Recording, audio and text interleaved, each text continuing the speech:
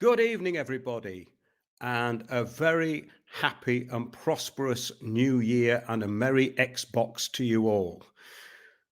Everyone who's watched this show for the last few years will know exactly where we're coming from, so I won't do any big introductions.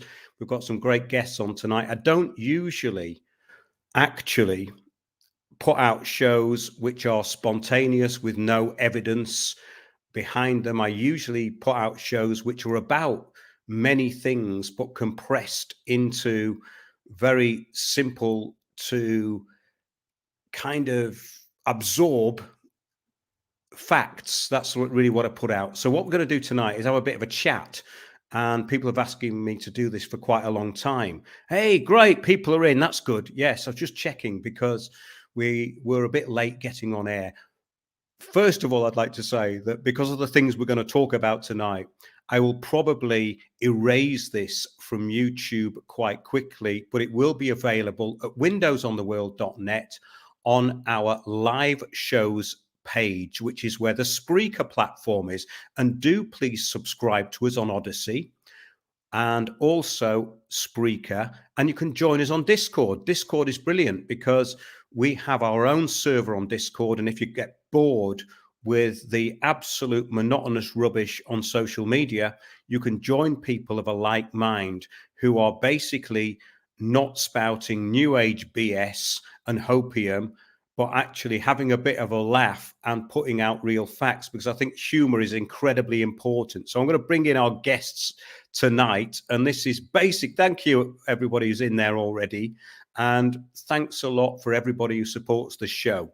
We're going to bring in Javier Losada, who's in Spain. We're going to bring in Gonzalo Carrera, who's in Walthamstow, northeast London.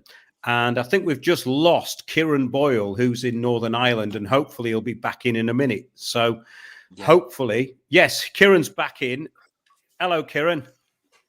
Hello. I did a quick introduction, you see, because we were a little bit late, Right. and I introduced everybody. Mark, at some stage, I might have to turn the camera off. Okay. Yeah. No problem. If you have a streaming issue, let us know straight away.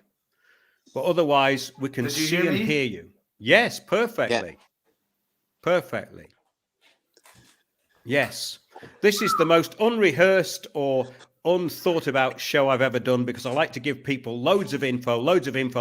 But hell, it's Christmas, you know? So let's go. So first of all, Kieran, you should introduce yourself, because you've been doing some great work in Northern Ireland and had your finger on the pulse, and also written a really good book. And also, you're the reason why we got banned from YouTube for 3 months. So please start.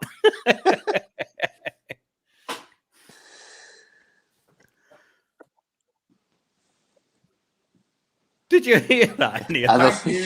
Hear well, guys. Yeah. The people are waking up. We have a lot of people, even people that have been medically. Yes. Can you hear me? Yes. Yeah. No problem, mate. All good. Can you hear me? Yes. Nobody hear me? No. Yes. We can. Yes. Yes. Can you hear me? Yes. We can hear you. Okay. Well, all right. At the end of the day, in Northern Ireland here, we have great people like Dr. Anne McCluskey. She's with the Freedom Alliance. There's a lot of good people in there. There's people that are saying there's shells in here and there's shells in there. But every one of them movements have sinister people somewhere. It's just natural. It's just the way it is. But we have Anne McCluskey, Sandra Giltrap. Sandra Giltrap has recently served notices on every politician in the Northern Ireland government. She went up and handed it in personally. She handed every envelope in with letters of liability and consequence. She went into the Dáil in the Republic of Ireland. She gave every TD, every single government official got one as well. And we have Dee Wall. She sent a letter to Michael D. Higgins, the President of Republic of Ireland. And telling him that he received a letter from Michael D. Higgins back last year about he had a complaint on how the pandemic was being managed. Michael D. Higgins wrote a letter back telling him that it is incumbent on the Irish people to fight and stand up for a country under any tyranny. It is their duty. It's their duty to stand up in his own writing.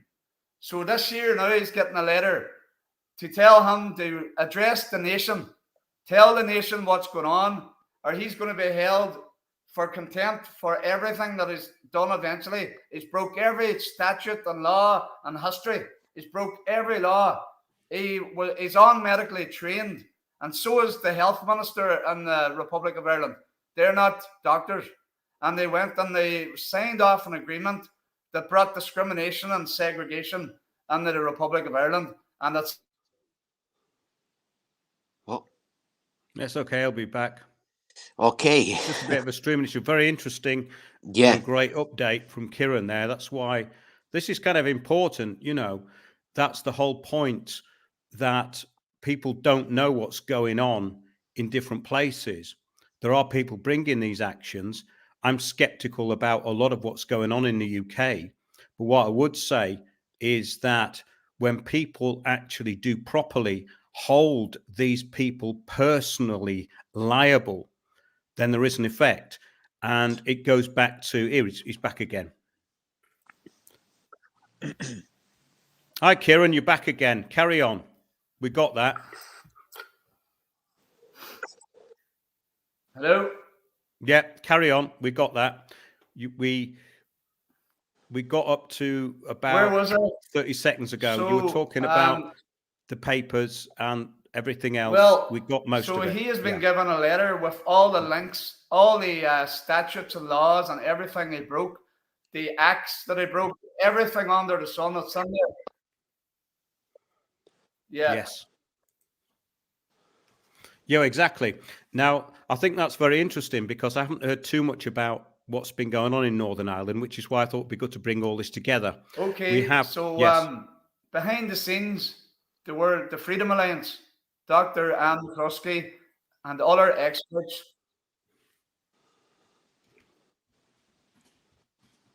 Yeah, keep going, Kieran. It's all right. Yeah. Hello? Go ahead. No, you carry on. Are they connected with Dr. Rainer Fulmich, the Freedom Alliance, Kieran? Go ahead, Mark. What were you saying? Just for you to carry on with what you were saying. That was all. Yeah.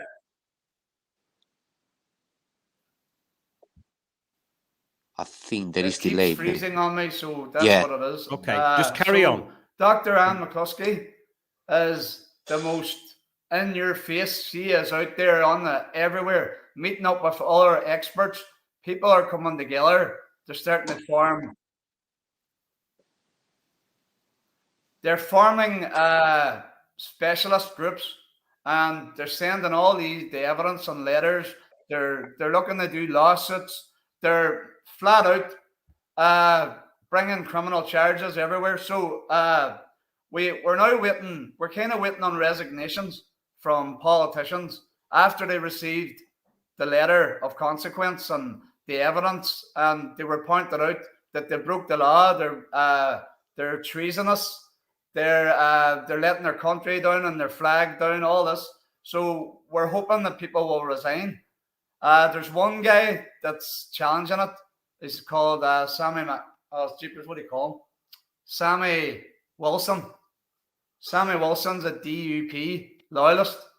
He's challenging it, but they won't listen. They're demonizing him on the media, demonizing him on the newspapers everywhere. So it's been called a tinfoil hat conspiracy nut, and so it's getting very sinister, and people are starting to wake up. They don't want the boost, if you know what I mean.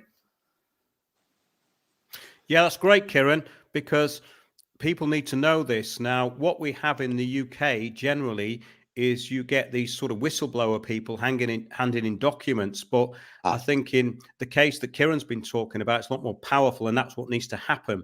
People need to do this en masse, otherwise it doesn't work. So in other words, if you're going out to some sort of protest and hanging around, and I see a lot of narcissism and time wasting going on with these groups, then that's why I've always thought Northern Ireland would be the key, because they know about the tyranny of basically what empire actually is. So those people are very attuned to being hoodwinked, as are many East European countries, of course.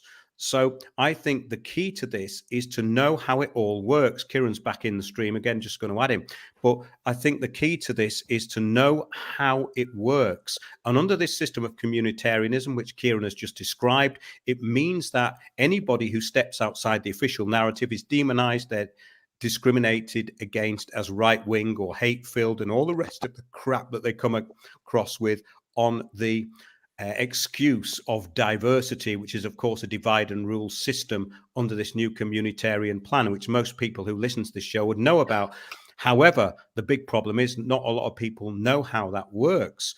However, what I would say is this, that if you know the principles of targeting these people and making them accountable en masse, they will resign. They will have to resign and disappear. They will bring in other idiots. And this is what I've been saying for the past 15 years. They will bring in these other idiots, but they can be forced to resign as well. Then you have to keep the pressure up. It's the old Saul Alinsky rules, because in 2010, Britain went all big society, and everything that's happened since and around the world, and mostly in Europe, has been along this corridor of controlling people through the idea of the common good and the greater good and the global community, which is, of course, merely an imposed consensus of tyranny. And most of the public are actually becoming or have become communitarians. They are going, well, we all have to do our bit, and that all of you people who don't take this injection are full of hate, and basically you are numpties and uninformed. Of course, it's all the usual stuff, and that's the point. Once you grasp this, it's dead simple, nothing to it. So yeah, carry on, Kieran, with what you were saying. I was just filling in while you were off there for a minute. Oh, Houston.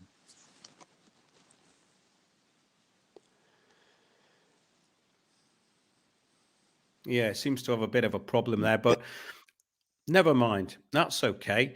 It's great that we've got so many good comments here anyway, that people are actually, you know, commenting and getting in on the stream.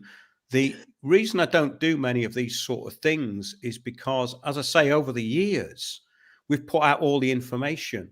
All the information as to how this system works is on the website. And that's what got me extremely frustrated with the UK. So as Kieran's just disappeared for a bit, but I think he's made his point, which is brilliant. Gonzalo, what's happening on the ground in London? We've talked about it every day, and I think we know. We've got to bring Javier in a minute. You're probably bored of it. Well, people, they are awakening more and more. They're realizing what's going on. But the problem is, Mark, that many people, they agree with us now, but there's a big group of people, they don't want to say anything. They keep quiet. In fact, what is very worrying, Mark, as you know, and it's happening in Spain as well, many people they have been dying, Mark. They don't say the reasons. They never say the reasons. Football players, actors, or they are in intensive care in Spain and England. Like, I never heard this before. So somebody died, and you ask the person, they usually say the usual thing. He was such a lovely guy, such a great musician. Well, what was the cause? Death silence. So it's all very strange. But there's been quite a lot of cases of football players, athletes. The other day, a guy, 32-year-old Brazilian swimmer as well, he died suddenly. But they never say what are the reasons. What I find strange, the vaccine is supposed to protect you, but still people, they get sick with COVID. Doesn't make any sense, that to me. But anyway. Well, it's not meant to make any sense because we are in a post-truth world, That's right. and people have no actual reference, or there is no relevance to facts. So Exactly. even if you give them facts, this is the problem, I think, with some of this stuff with court cases. I think it attacks the system where it needs to be attacked, which is through the legal system. But because of what's happened, we're under a global coup. That's So right. I think what you were saying, Kieran, is very important. And that's why I've always respected and stayed in touch with you, because you know what it's like on the ground. That's the whole point. That Can you I know add how. something, Mark? Go on. Yes. I want to add something. Gemma O'Doherty, who was a journalist, and she Yes. won a lot of money, and in a court case against O'Brien, the journalist, the guy who owned the Irish Times, I think, Yes. James O'Brien or somebody, can't remember his name. Mhm. She won a big lawsuit and all, and she's against all this tyranny. And John Waters and herself wanted to go to court. They were taking the government to court, and the court case, they wouldn't even look at the evidence. They abandoned it, called them conspiracy nuts, right? That's right. But then John Waters, he applied in the Supreme Court. They got denied the first time, and then the second time they had another judge overseeing the evidence, and he has accepted it this time. And John Waters had said when he heard the judge's name, he remembered that judge from previous cases in the past, and he said the guy was very good. And the guy has accepted now that they'll see their evidence against the government. So the Supreme Court are looking at the evidence now, and we'll hear more by March or April. It'll go I think the further thing on. is, Kieran, that the people now have to put the pressure on. They have to put the pressure on. You have to hit the streets and go, this could go to court. We need to make it go to court because these people work for us and this is our constitution. So it's very simple. The judge has to go with the common good. Use these terms, because once you frame it as a public interest issue, then you start to win. And that has always been my point. You have to win back the propaganda narrative. And if that can be done, then this can be broken down. But just merely serving documents and people getting called conspiracy theorists, unfortunately, won't change anything. There has to be an awareness. And this is the genius that these people have been frightened of for a very long time. Because if you describe accurately what they're doing, then that's a big problem. But if you merely say there's a conspiracy and this and that is happening, and it's generally unfocused, which is what most of the so-called alternative media put out, that's fine. That's not challenging anything. So what I've always done over the years is gone for where the power actually is and describe what is actually happening. Once you do that, you shut down, like this show is. This show's been going for years.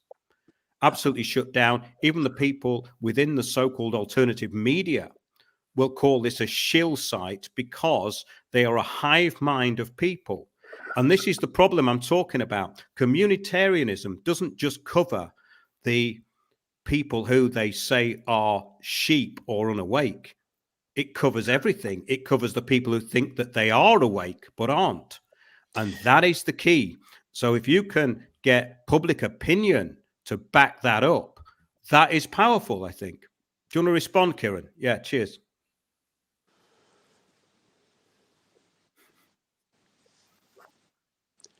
I think maybe there is delay, perhaps, on Yeah. It's okay. Yeah, just wait.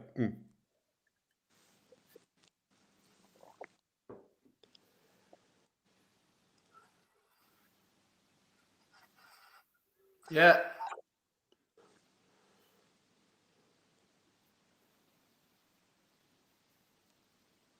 Who's speaking there? Hi, Mark. So, yeah, we're waiting for you. Yeah. Yeah, I can see public opinion changing everywhere. Good. And where I am at my work, there's 6 people. Oh. Yeah. We must be doing something right. Yes. It's very true what he's saying. The people are changing a lot, Mark. But one thing that I was going to ask Yes. Kieran, Mark. I mean, if all the high courts are controlled, what can we do then? I mean, unless the army and the police join the people, that's the problem I see. Yes, I mean, I was making a point there in that I've heard all this before, obviously Yeah. in the UK, but what I'm saying is that because Northern Ireland is a much stronger community in some respects, Okay. that I always thought that a big change could come there because of the past of what's happened. And people are generally more suspicious, like I said in the opening thing, in a way, a bit like Eastern Europe, or what was known as Eastern Europe. Poland, So Bulgaria. when you get to countries that have lived under a kind of totalitarian regime before, they can recognize it and sort of see what's going on. Yeah. Whereas in a lot of parts of Britain, the UK, they've been totally subverted and don't know about it. Well, you look at what happened to Scotland and Wales. They've been totally taken over. Yeah. And the people have no idea that, or if they have an idea of it, they've let it go. So why did they do that? This subversion and acceptance of ideological subversion of the culture. And that goes into all what's called diversity and resilience and sustainable development. They're all about destroying this idea that people have about themselves and bringing them into collective thought. So if you look at what happened to John Waters and Gemma O'Doherty, I was trying to talk about this quite a long time ago because I saw what Gemma was doing and I thought she was incredibly brave, but I could see what was going to happen. She was playing the wrong cards in a way, because you have to know how these people operate through propaganda. It's a propaganda war.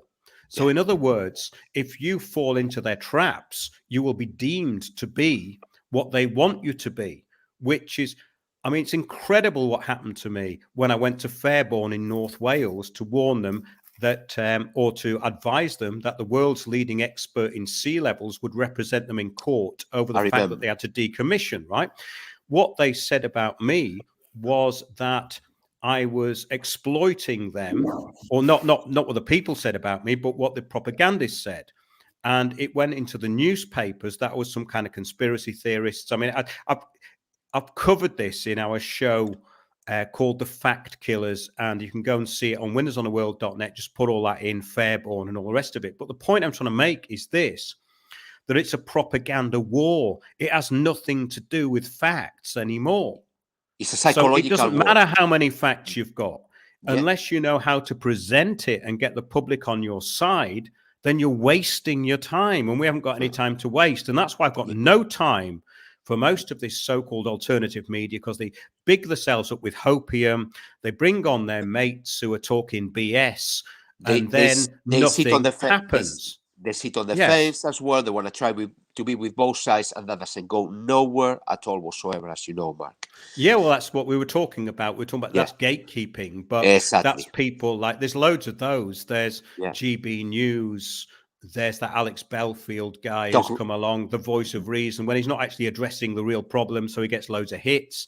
There's loads of these people. Talk radio. Mike Graham knows nothing about what he's talking about. I mean, even 15, 20 years ago, LBC was better than talk radio because they engaged what they called communists, which was people like, they had Richard Littlejohn on there giving this fake right-wing voice. And then you had Ken Livingstone on there and some Tory, and they just argue these needlessly and pointless arguments, right? Now, the point about that is the epitome of what controlled opposition is about, but it's actually got worse because now, Bellend is a grifter, the voice of treason. Exactly.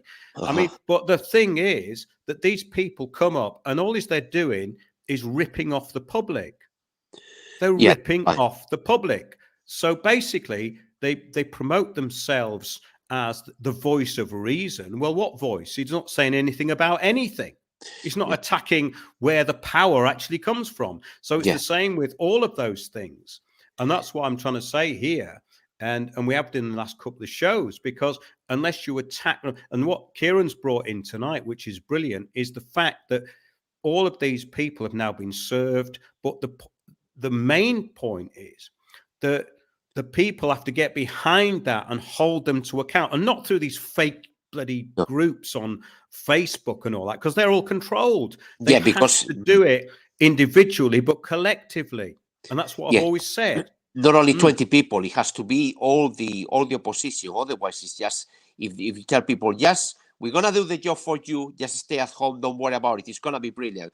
And time goes on and nothing happens, as you know, Mark. It's very, very complicated. Unless there is a coup, unless the army and the police join with the people, it will be very hard, like you said. If the people, the alternative media, they ended up being like sitting on the fence, because they don't think there is a war, but there is a third world war, obviously, clearly, and the most cruel one is a very psychological warfare, obviously. Yes, I mean, the thing is, I get fed up of talking about it sometimes. That's why I just thought, well, what's the point of doing this last few days? Because I've talked about it for the past 10 to 15 years, but most people aren't interested in facts. They're interested in a distraction, and it's always been the same. So now we have these people waffling about common law, which is why I invented common law Malcolm, and talking about things that have no relevance to anything that's going on. This is a global coup. This is the Third World War. It started in the UK in March 2020, and it's spread around the world. And basically, it's nothing more than a propaganda coup. And that's what it's about. And it's never been about anything else. We can argue all of these points all night long, but it's a propaganda war, nothing else. COVID-19 is a propaganda war. And the population as well, of course. The population, already Spain, Italy, Romania, Malta, they're asking for the COVID passport on nightclubs, restaurants, coffee shops, etc., etc. Well, that's varied, sort of varied, I think, because where I am at the moment, they are meant to be enforcing it, but the place I go to and meet people, no one asks for it. And they've never been asked for it. So I think that there is much more non-compliance, even through local authority in different countries, than is actually being reported. I don't know about Greece, because I was there months and months ago before they introduced this, but that must be devastating for them. I think it depends on the level of enforcement in the country. I got friends in Australia, or Javier's son is in Austria as well, and it's not as horrendous as the media they say it is. Obviously, that they don't let you leave the house, etc., etc. In fact, I think I told you, Mark, on live TV in Spain. Remember, Javier, there was this Spanish journalist asking the people about the COVID passport, and there was one man. He was about 70, sitting down outside in the coffee shop. And he asked him, what do you think of the COVID passport enforcement? And he said, well, this is nothing to do with health. It's a dictatorship. He said live TV in one of the biggest channels in Spain. Interesting that you never see that much that kind of thing in the BBC or ITV. They should do kind of more live interviews. That's when you see the real people, actually. Yes, absolutely. And I'm just watching what people are putting into the chat here, because that was the whole point. It's meant to, it's quite funny in a way, because I've got such a dedication to kind of keeping things very focused that often I miss the comedy. Do you know what I mean? So there is a bit of comedy going on there. Like the bass player as well. Yeah, he talks about the basses. Nick's put in this copper worries me. Straight away, you look like a proper plant. Yes, they all are. There aren't any police whistleblowers, people. There are no police whistleblowers. I've been doing this for 20 years. Every police whistleblower doesn't blow a whistle. He tells you what you want to hear, then he disappears. That's right. Right? Yeah. That's exactly what happens. I agree. And you tell them, but they don't want to listen. That's the problem. And also, I'd like to add this at this point, because I've got attacked by these retards who have this website called Rise Above, who sit there smoking joints in their fifth dimensional deck chairs, saying that I'm a shill and a known one. Well, how can anyone know that? Because there's only me doing it. So who am I shilling for? Because I don't get any shillings from anybody apart from a very few people who actually buy me some chickpeas every now and again through PayPal or whatever. Do you know what I mean? Like, the whole thing is like a comedy because you've got this conspiratard community that is ultimately paranoid, but a bunch of middle-class losers mostly who've now realized that things weren't as they wanted them to be. and they now want to join up with other people. I tell you what's really funny, right? There's this one called Soul Awakening, and it's basically, it's people after stranger shags. Do you know what I mean? It's like, it's just unbelievable, right? And you just think, well, wait a minute. Well, what's that got to do with waking up? Waking up surely means actually protecting yourself from predators. Do you know what I mean? That's right. Against a genocide. Really funny. It's really, really funny though, because these people are meant to be saving themselves and they've woken up. But the big point is they're after is a shag on social media, you know. Yeah, absolutely. Well, and it's the same thing we were talking about. Spirituality is not about buying a Porsche or a Rolls Royce. Like you told me about these characters, they go, I'm manifesting, blah, blah, blah. Obviously, I've got a great one here for you, Gonzalo. Yeah, there's a woman on that Facebook is classic for this. Yeah, there's a woman and she puts on sharing for love and awareness. Yeah, you said it to me. And she always photographs a really expensive cake or a really expensive drink in a really expensive restaurant, and she thinks she's manifested it. No. You bloody paid for it, right? That's right. Or somebody who you were with has paid for it. You didn't manifest that. Exactly. The whole point of this law of attraction thing really makes me laugh, right? Because like I've gone through, I nearly smashed myself up in a car several times, and I've gone, bloody hell, thanks for that. Do you know what I mean? But they're going, oh, I've got a cake. Thanks. It's like, no, that's not what it's about. It's like I've nearly been stabbed in the neck, and you go, bloody hell, how did that not happen? You know? And then they're going about, I manifested a bloody cake. You know, it's like, no, this can't be happening. The human race has devolved into F all, you know? Absolutely, Mark. I mean, listen, Marco. Yeah. Come on, Kieran. Yeah. Yeah. We're waiting. Okay. Every time. No, though, isn't it? I mean, Mark, there's been cases from, like you say about the communitarian, right? There's been cases of people, it could have been just a coincidence, right? They pray for something incredible, and it ended up happening. Maybe it was a coincidence. Now, all these new age groups that you were saying, well, they meditating, they spend a lot of money for these gurus, and they never achieve anything, right? This is their control. Eric Von Essex is back in, and it's good to see Eric back in. So thanks for coming back on, Eric. Yeah. I think we had a bit of a misunderstanding about that woman who dresses in 80s clothes and always has a pot plant next to her, and. And she calls herself the voice of truth. And this is the problem I have with a lot of these so-called alternative media people in the UK, because basically they're not about the information, they're about gossip. And we're in a genocide, aren't we? Do you know what I mean? About themselves, that's right. Yeah. Well, like Jesus said, be careful with the false prophets. People, they forget. Right. Right. I think we should bring Javier in, because it's been 33 minutes. Oh, that's symbolic. Javier, can you introduce yourself, please? You've been very patient, by the way. Yeah. No. That's everything all right. The thing is that I prefer to talk in Spanish, because I want to say a lot of things, but I understand everything that you are saying, but it's very difficult for me to explain. I can help. Can you help me? Yeah, no problem.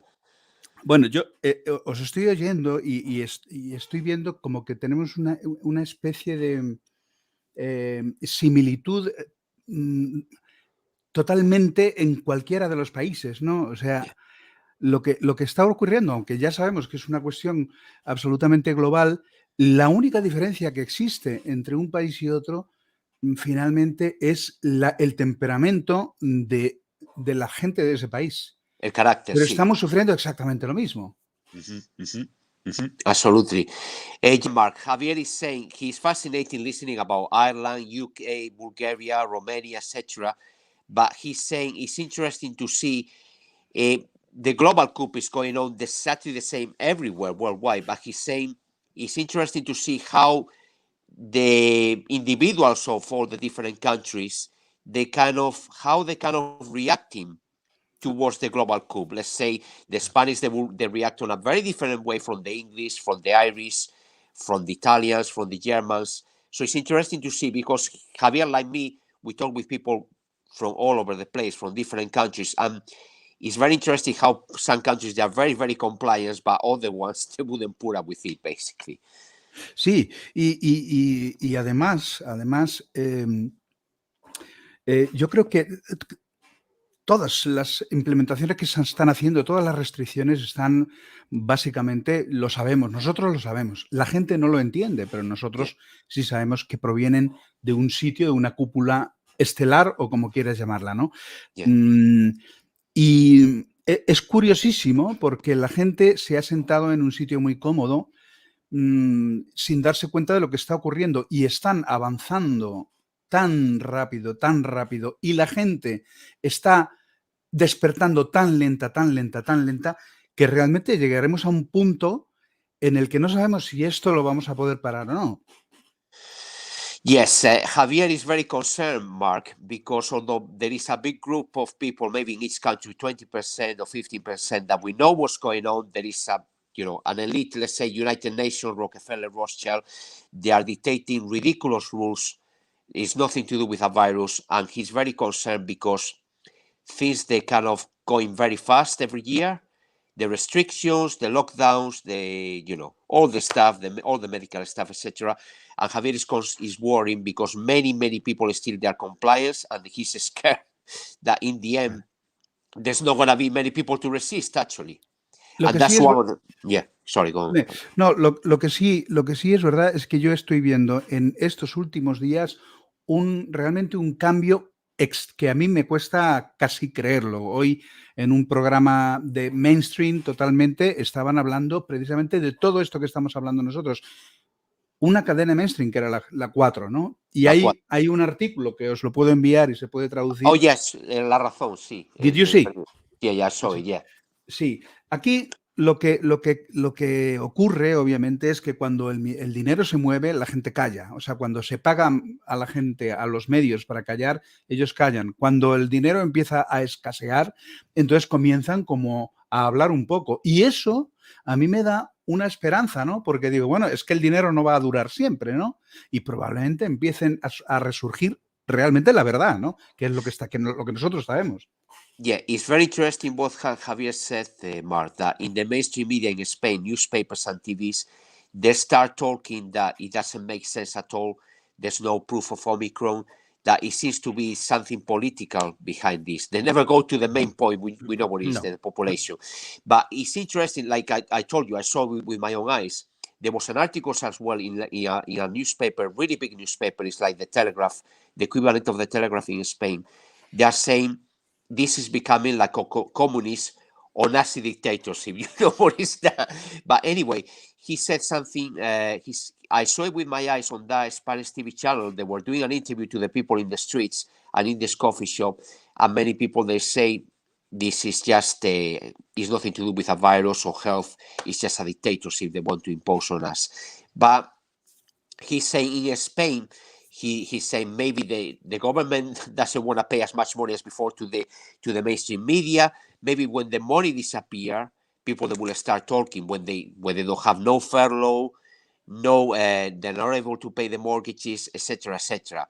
But the problem is, Mark, that things, they're going really, really fast. I mean, I don't think the mainstream media in the UK, they haven't said nothing interesting at all whatsoever. They're complete control. BBC, ITV, Sky News, The Guardian, obviously, etc.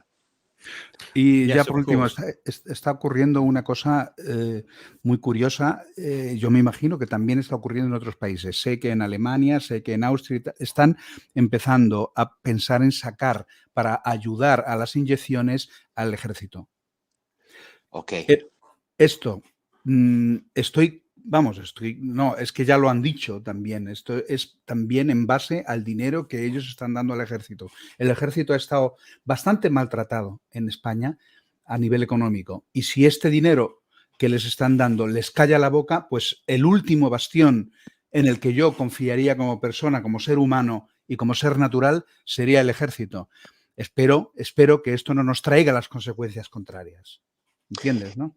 Yeah. He's saying that he heard that in Germany and Austria, the governments, they're trying to give money to in case they need to impose more vaccines, they might try to tell the army, to pay the army to impose the vaccines. But he's saying he finding it hard to believe. He thinks, hopefully, I mean, the army's been very bad treated in Spain for years. He hopes that the army, they are being honorable and they won't listen to the governments. But I think there's a big coup going on, as you know, Mark. Yeah. Yes, that's very interesting because in the UK today, they've announced that there are going to be teams going door to door to persuade the unvaxxed to get vaccinated because the majority are in danger, which is the big communitarian push to basically completely demonize all those outside, which we knew was coming. But everything about this happens in stages, and the tightening of the noose is followed by an apparent slight untightening of the noose, but it never actually loosens, it just gets tighter. And that's what's going on all over the world. And what's interesting is that a lot of this is cleverly socially engineered to the population. So, of course, the way the population react is reflected in the media and the communitarian media, especially in the UK. So we have a similar level of compliance, I would say, in the UK as in Spain. They're quite similar countries. In some of the East European countries, slightly different. Yeah. In, say, Bulgaria, very low compliance and non-belief in most of it. People don't seem to take it at all seriously in Bulgaria. However, then you've got the other so-called Eastern Bloc countries which are resistant to it because they've seen a lot of this before, whether it's through communism or through war and conflict. Whereas there's a big problem, I think, in the UK, which is the problem I always had with the UK, was that I was talking about this for a very, very long time and outlining it very simply. And everything has to be outlined simply because there is nothing complicated about governance. There can't be anything complicated about it. And this has always been my problem with the lack of ability to actually understand the basics about it.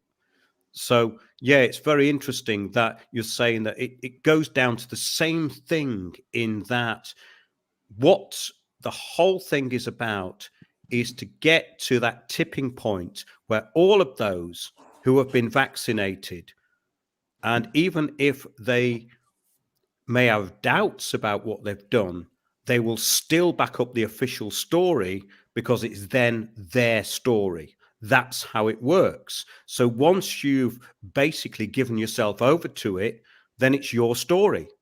There's not much more to it than that. It's very simple. Yeah. One thing, Mark, I was going to ask you. He was asking me, another friend from the Discord group, actually. What do you think of the figures in the UK? He reckons that there are not as many people vaccinated as the media they're saying they are. And they contradict themselves, because when people lie, they contradict themselves. I mean, the media, they were saying it's great success, 1 million people, blah, blah, blah, in 1 month in the whole of the UK. But they keep on kind of asking, you need to get vaccinated. You need to get vaccinated. The propaganda is like that. They, in all the newspapers, the Mail, the Guardian, the Telegraph, all of them, they were saying it. What do you think? Do you think there's a big resistance regarding the vaccine yet on the UK? It's very hard to tell the real numbers, right? Well, I think you're on the ground there and you would probably know, but you're in an area of mass compliance. Yeah. Right? Mm-hmm. Now, it's interesting because as you would go up and down the country, you would find that those areas of compliance would probably ebb and flow. So it's very, very difficult. Let's see what Eric's saying. The most resistance seems to come from countries that had a gutful of communism. Yeah, exactly. That's what you're saying, Eric. Actually, Bulgaria, that's exactly Poland. what I was saying. Yeah, because Republic, that's my experience through traveling in different places, because the social engineering of it is different as well. But where you're talking about in the UK, because they haven't experienced communism, they can easily be railroaded into communitarianism. That is a So good thing. that is the main thing, and that's what I was trying to talk about for a very long time in the UK. This system that had come in, which is nothing to do with politics. It's to do with social engineering, which came in 2010, and nobody seems to talk about the communitarian system with a technocracy which is basically the overarching system, and communitarian is the kind of software, and the technocracy is the hardware of the system. And once you bring these things down to simplicity, then you get what the Russian defectors were talking about. People like Yuri Bezmenov, and also one of my favorite commentators, General Konstantin Petrov. And they adequately describe the power structure, because a power structure is only a pyramid with 3 parts. It can never be anything else. You have a ruling elite at the top, you have an administration class, and then you have a completely uninformed proletariat underneath that. And it works the same in every country. So once you take it to that, then you can say, well, what system are they actually using? Which particular type of system are they using to bring this in? And broadly, it's communitarianism. And this is what I could never get my head around, because all these people in the UK, in these Facebook groups and so-called these truther groups, they would never, ever put my stuff out because it doesn't fit in with their BS narrative that there's, they like to talk about all this disparate stuff. And most of them will still actually blame the government. They are that stupid. They will blame Boris Johnson. Well, Boris Johnson is a hostage, the same as you. He's a puppet. So start working that one out. And that's my point, that they don't get it at all. Carry on. Sorry about that. I did send your programs to many people, many truthers. Another... The reaction, there will be a few people that love your shows, but there will be quite a few. It's kind of, I will never get a reply, right? It will be kind of... They don't even know how to talk about it. There's silence. It's like, is he talking in Chinese? If he talking... They will never kind of... I remember somebody saying to me once, oh, he's great, but, it's very dismissive. Well, no, it's not very dismissive. He's talking with facts. No, it's concentrating on what matters. See, it's not... You have to dismiss all the stuff that's not important. Which you do by elimination. Okay, so the government, Boris Johnson's got nothing to do with what's going on. He's basically an agent. He's agreed to be an agent. He doesn't want to be. I don't think he wants to be, actually. At this point, I really don't. He looks stressed out. He's totally stressed out, and he knows at the back of it what's going on. But in the end, he's still spineless, because what's he got to lose? His life, possibly. But why doesn't he go out there and say, look, this is all beyond my control. I can't do anything about it. I'm resigning. It would be a defining moment in history, you see. Yeah. That's the point. Yeah. So this is my point. It's like, when you decide to tell the truth, there's no going back. So I get called out by all these fake truther people, or they don't trust me because they don't understand what I'm talking about. It's the same thing. In other words, the problem is that you only ever have 3 or 4% of a population who can even grasp what's going on. These lot who go, I'm awakened. Oh, I'm awakened. Because no, you're not. Because basically what you're doing is falling, as Kroiki said in the chat, you're falling for the governance of the new age, which is basically, let's all be positive, let's thrive on hopium, and everything will be okay. Well, that was put into this so-called system by the people who you think you're going to overcome. That ain't going to work. That's because right. this is a deep spiritual warfare battle, which doesn't revolve around people who think they've manifested cream cakes. Do you know what I mean? It's a bit more it's a bit more than that. It is So very. unless you know yourself deep down and know who your enemy are, which I do because I've been doing it a long time. I've called loads of these people out. I know. You You know told what I me mean? about So it. Yeah. yeah. 2007 when we met. I mean, that's cost like 14 years, something like that. But the problem I see, Mark, is people that are very lazy. So they want to have everything done for them. They don't want to research. They don't want to No, that's investigate. right. Yeah. They have someone on a pedestal, right? On a pulpit. And it's when you tell them, look, it's not who you think it is, this person, they get all funny. Oh, why you being so negative and all that kind of thing. So someone just put something in chat, actually. Patrick said, I trust you, Mark, but sometimes I struggle to understand the depth of your knowledge. Now, that's not some big, profound thing. I think that's a good point in a way, because once you get to a certain point, I think maybe I've become impatient and I assume knowledge, because I don't keep. A lot of people seem to go over and over and over again about these points, which I think should be simple after a certain kind of period of time. Yeah, that's true. And because I keep talking about it on the shows every week, obviously doesn't mean that everyone knows what I mean or I'm talking about. So I don't do, I do a lot of exposition usually in the shows. That's why I do it. So I always kind of frame things and put them in context. But I think what it is, I think it's to do with the way people consume media now, in that I'm very focused when I put information out. Everything I say is absolutely focused to a point to be made. And to be what's out there doesn't do that. And that is, I think, the point. So you get people who are, they think they've got a certain thing of it, but they'll go on about, oh, it's the chemtrails, it's the fluoride, it's this, it's that. It goes into all these different areas where they can't frame what they're talking about, which is a governance system, which is based around control and management of population and population reduction. There's nothing more to it. No, I don't speak Spanish, actually, Android. It's a shame, but I don't. You ended up speaking better than me, maybe, Mark. Who knows, right? Hola. I'll have to learn it, You sound like that bass player, man. The one that he talks about the 50 basses and his gig with Elton John.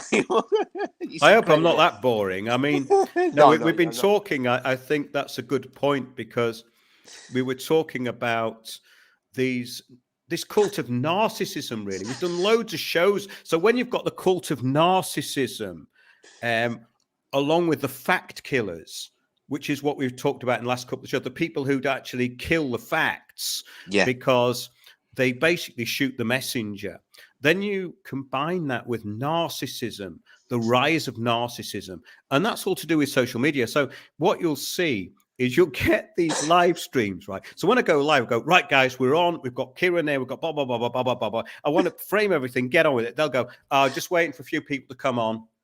I just had my hair done this morning. And it's like, you think, what is the matter with these people? Are they mentally ill? Do they need the whole world to know that they've changed their hair color before? And then what's the actual context? There is no context to any of what they're saying.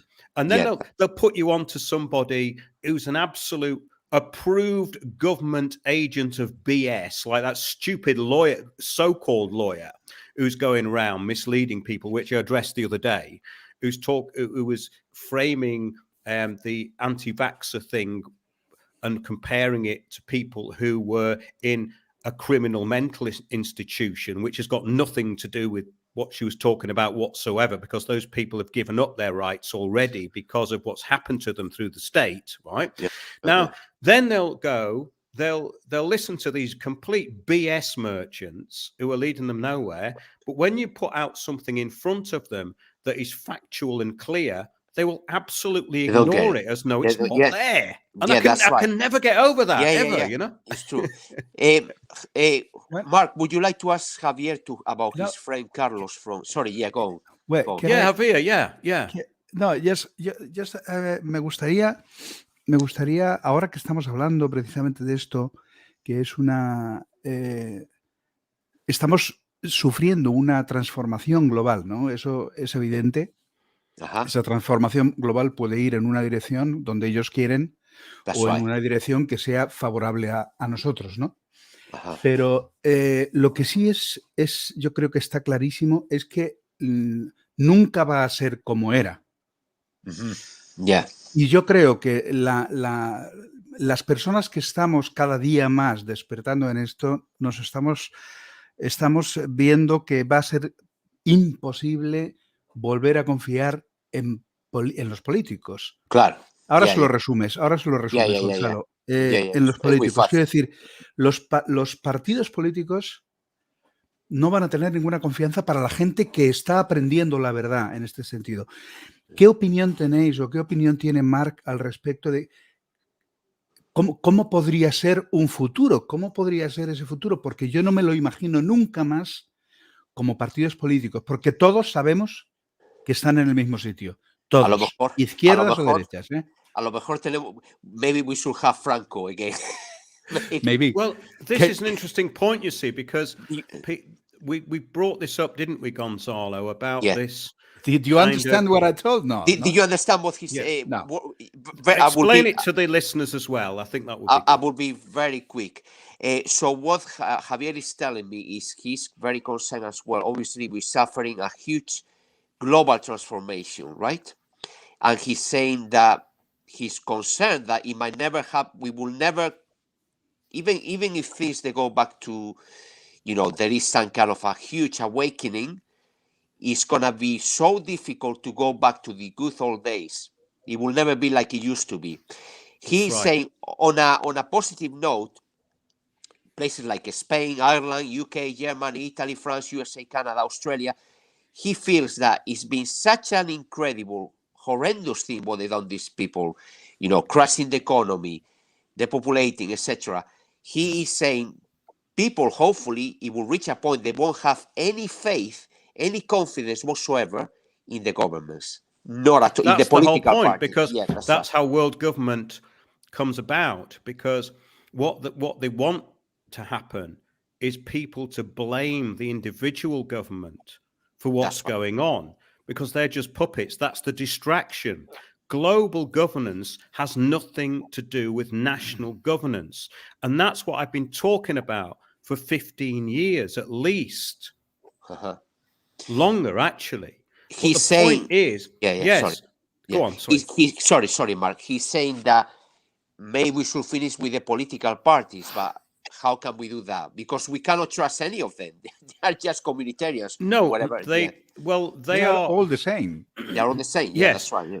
Let's address that, because that's a really good point. So basically, political parties are part of a management system. Okay. Yeah. So it doesn't matter. Say let's look at the UK ones, because those are the ones I'm familiar with. You've got you've got the left, the right, and the center. Yeah. But they all are implementing the plans of the globalists. Yeah.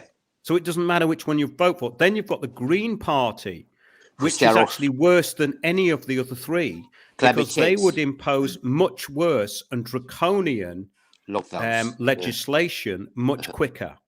Yeah, right? That's right. Yeah. That's the point. So the people in the UK will go, Boris is incompetent, and is this actually, I think things have slowed down slightly because of his so-called incompetence. I'll tell you why, right? If you had Keir Starmer in there, he's an absolute zombie and a puppet. Yeah, Labour. Johnson is part of this old Tory lot, okay? They think it's the Bullingdon Club. They're reprehensible people. I'm not defending them in any way, right? But what I'm saying is this, that he stands for something which is finished. Starmer stands for everything that's coming in. That's right. That's right. Yeah. Now, that's an important point. Now, the Green Party and the Liberal Democrats will usher this in even quicker than the Tories. And then you get these fake lefty liberal tosspots who are basically a lot of the people I used to know, who, when you frame it like that, they'll accuse you of being a Tory. And I say, well, I'm not talking about political parties. They cannot get over this idea of right and left. And left has got nothing to do with it. They're two lies. There are the two They're dogs a with lie. different, two dogs with That's different right. hats. Yeah. So what's going down the middle is basically, there's this governance system that runs all of it. It came in before Rio in 92 and through. So basically they're being controlled not through government, but through the fake environmentalism at the moment through a pandemic. So the drivers of change are the climate change agenda and the pandemic agenda, right?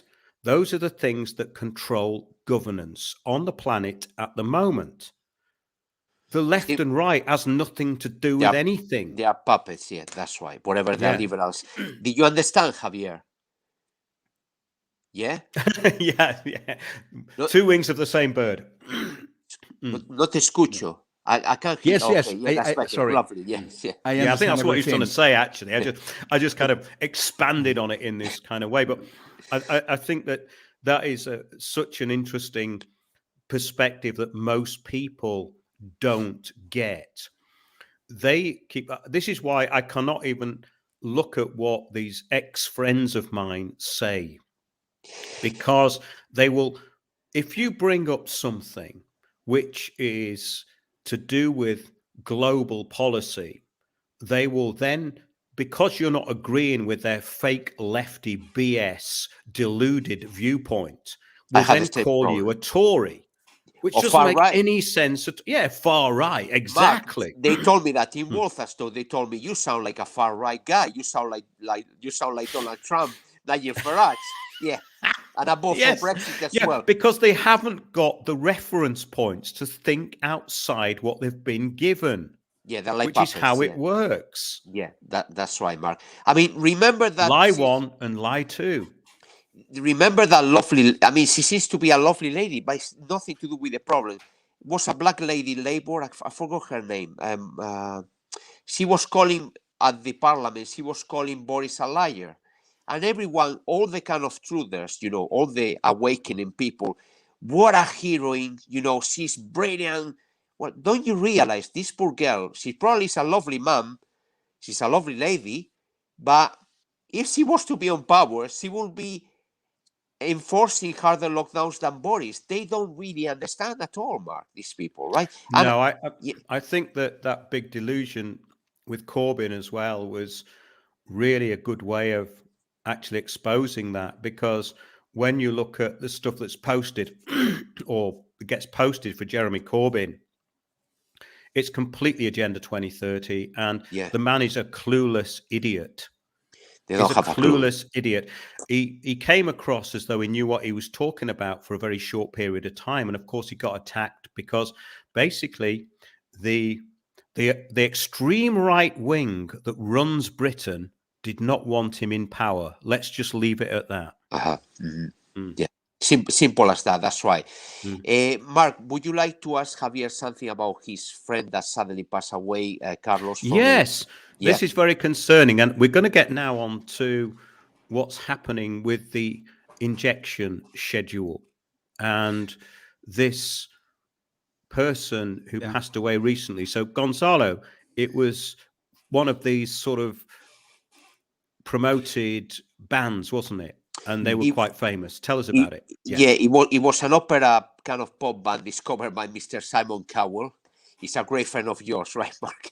Anyway, they were very talented and very successful as well. I think Javier was Carlos Spanish, and then the other ones they were Italians, and I can't remember now. Anyway, there were four. Yeah.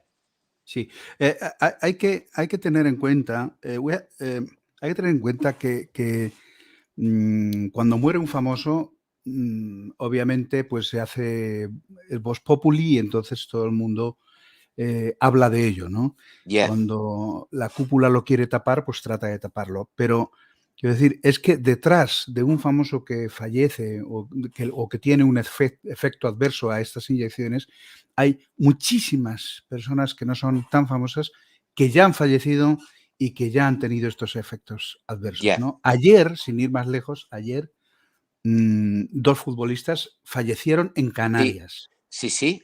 Uno de Argelia, otro también, no sé, alemán o árabe, sí. Obviamente, si los medios de comunicación se dedicaran a decir la verdad, estaría todo el mundo escandalizado, porque no estarían hablando solamente de estos dos. Si quieres, traduce y ahora Yeah. sigo. Okay, so what Javier is saying, obviously, we're talking about a great opera pop band called Il Divo, which they were promoted by Simon Cowell. I think one was Spanish, Carlos Marin, friend of Javier. The other guys, they were one German, American, English, etc. Anyway, they were very successful. And what Javier is saying, obviously, he was a fantastic singer, Carlos, an tenor opera singer. And Was barítono. Barítono, Al perdón, final. barítono, yeah, baritones. Thank you for correcting me, Javier.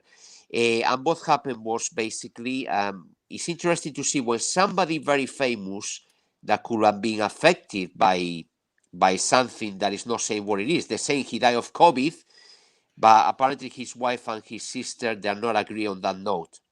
But it's funny to see how, despite all that, how the elite and the mainstream media, they try to give a different message. Same thing happening with football players, like the football player from Argentina, Sergio Aguero, that played for Barcelona. He Yesterday was dying two football football players yeah, at Spain.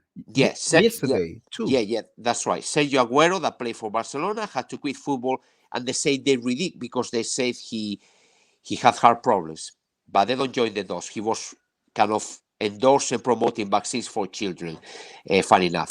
But the crazy thing was that the stupid thing, before I think that Barcelona, they bought him from Manchester City.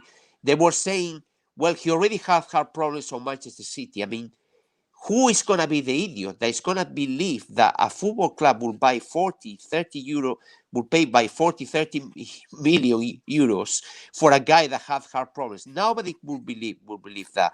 But yet, there are so many people suffering consequences. Javier is saying, if the truth was out there, the mainstream media, they try to cover it completely. And it's very obvious now. If the truth was out there, the streets, they were full of people making an incredible scandal. There will be riots, actually, if you think about it. Yeah, carry on, Javier, Sí, sorry. tengo un amigo que hoy precisamente he visto en la plataforma Facebook, he visto que hace una semana se había inyectado este experimento y hoy ha puesto un mensaje diciendo que tenía parálisis de Bell, o sea, que no podía sonreír ni podía mover la boca ni nada. Yo he puesto en el Facebook, es increíble lo que están haciendo estas inyecciones. No me ha contestado. Y todos los relatos que había debajo de su post, ninguno hablaba de estas inyecciones. Es tremendo esto. Tremendo. Es una persona inglesa, ¿eh? Inglesa, ok. Sí. Amigo tuyo, Sí, Joe Bieber, es un amigo mío, sí. Ok. Y ahora hablo de Carlos. Okay. What Javier, before he carries on talking about Carlos, Javier just saw on Facebook yesterday a good friend of his, an English musician, his name is John. He said just a few days after having this treatment, this experiment, he just posted on Facebook, he was a very healthy guy, he just posted that his face is paralyzed, his mouth is paralyzed, he cannot talk properly, and what is shocked about it, he sent him a nice message, John, I hope it wasn't because of this, blah, blah, blah. All the people on the Facebook, they weren't on the same post, they weren't saying, oh, was it because of this? Everyone was kind of trying to avoid what we all think it is. So as you can see, the cognitive dissonance has been incredible, actually. And now you want to carry on about Carlos, right? From El Divo. Yeah. Yes. Bueno, yo, como tú ya sabes, Gonzalo, hace unos meses, fue en primavera pasada, yo hablé con Carlos. Me acuerdo que me contaste. I remember you told me about it back then, that he was quite awake, etc. Yeah. Yes. Él estaba perfectamente, me había comentado que él había pasado aparentemente ya esta enfermedad, el COVID, y que bueno, que al haber pasado ya el COVID probablemente estaba inmunizado totalmente y que no tendría por qué ni vacunarse, ni tomar ninguna, ni tener más, digamos, especiales cuidados, ¿no? Para hacer su vida normal, que no pensaba, obviamente, tomar esta terapia, obviamente. Quiero decir, estoy hablando en abril. April, yeah. Sí, en April, sí. Entonces tampoco había esa rapidez en la vacunación, ¿no? O sea, se hablaba que sí, que había que vacunarse, pero estaban vacunando, si no me equivoco, todavía a las personas mucho más mayores, ¿no? Si quieres hablar hasta ahí y ahora te sigo con aunque tú lo conoces perfectamente, Sí. la historia. Lo cierto es que él sí que me dijo, Javier, lo que pasa es que yo estoy moviéndome muchísimo, estoy viajando muchísimo y claro, eso yo no sé hasta qué punto me van a obligar, ¿no? Porque tengo los managers detrás, tengo los otros compañeros detrás y obviamente yo estoy absolutamente convencido de que la decisión de que él tomara fue por la presión que ejercieron sobre él sus compañeros, la oficina de management.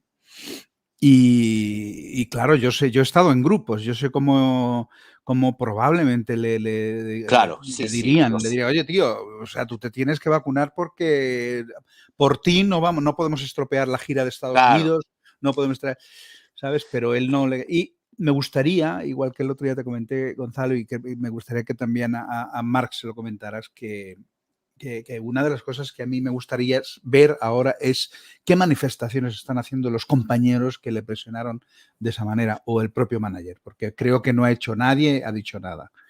Sí, aparte de la mujer y la hermana, sí. Sí, ahora hablamos de eso si quieres, pero coméntale esto si eres tan amable. Yeah. So what Javier is saying, Mark, Carlos, the singer from this famous band El Divo, he was an excellent baritone opera singer. A very nice person, an amazing person. Yeah. He was saying he was quite awake, and I remember because me and Javier we were one of the very few musicians that we are against this. We don't believe on this anyway. And Javier told me, yeah, I'm friend with the singer from this band El Divo, and I just met him now in April, and they went for a few drinks.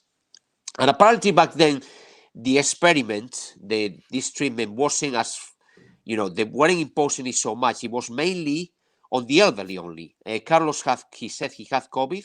So he said, well, I already kind of protected, so I'm going to have 6 months that I don't need to put any vaccine. And then later on, he met him again. And he said, Javier, I got a big problem because my bandmates, they're putting pressure on me and my management company. We need to go on tour. If we don't go on tour, the communitarian thing you always say, Mark, if we don't go on tour, we're going to lose a lot of money. We're going to lose a lot of gigs because of you. This kind of guilt kind of thing. So I don't know what to do. I'm going to have the vaccine. And I'm not going to have any other problem, any other way, really, to get out of this. So straight away, he had that. And just after the second dose or something, he was in coma, basically. He is interesting to see if his bandmates or the management company or the record company or the promoters, all these people that were putting huge pressure on this guy to have that, if they're going to say something, but they haven't said a thing at all. No, Javier, they have been very quiet. There's no at the moment, nothing at all. Nothing at all. I mean, it's very sad. Yeah. But the thing is, like in every kind of death about this, nobody said nothing about it. No. That doesn't have nothing to be with that injection, And well, we know that a lot of things are happening now that never happened before. Yes. At the same level, no? Yeah, that's right. So,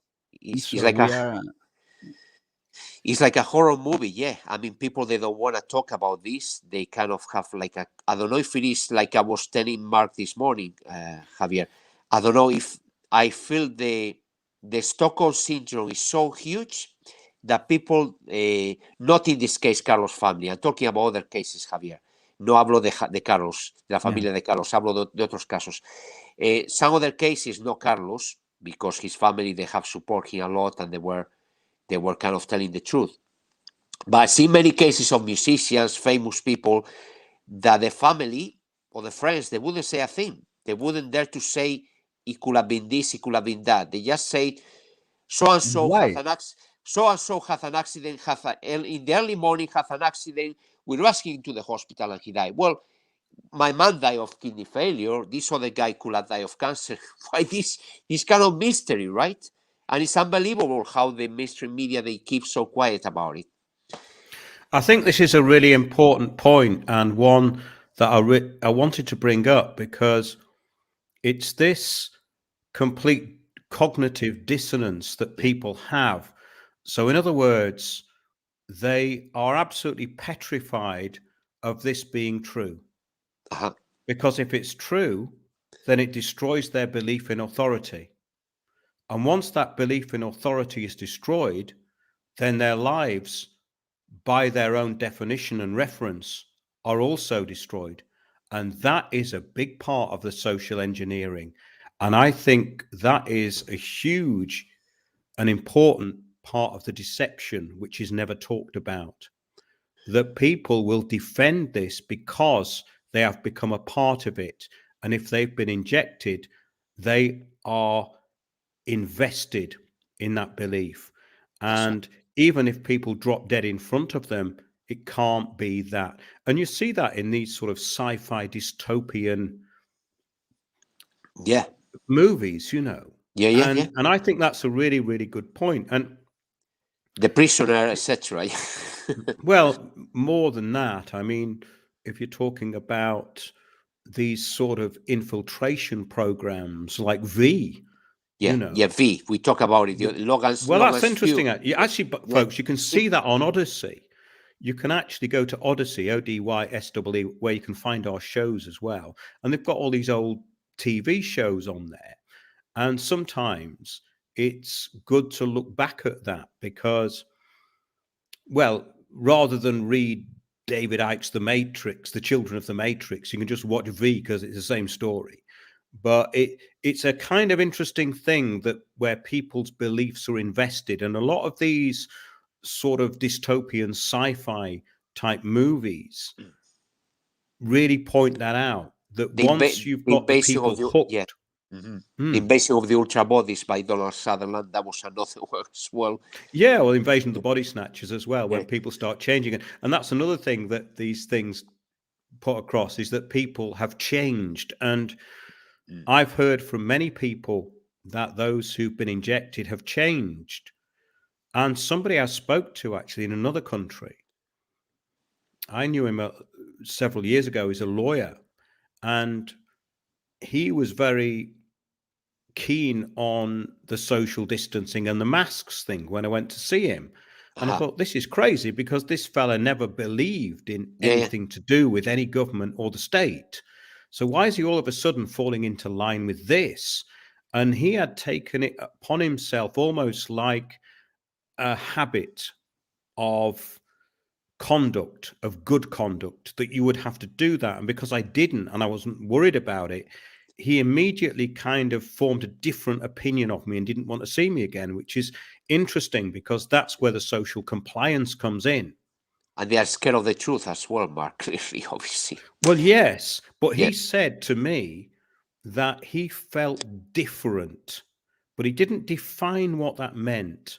He said he felt different since he'd been injected. And that's something I wanted to get more about. What it seems to be is that it's got a medium-term way of changing people, and basically, obviously, their physiology is damaged at its most vulnerable point. And the psycho as well, your thoughts as well, they change as well. Apart. Well, this is what I'm interested to find out, but we've only got conjecture with some of it. Now, I meant to be on a meeting tonight with a load of these doctors, but it's going on the same old thing all the time.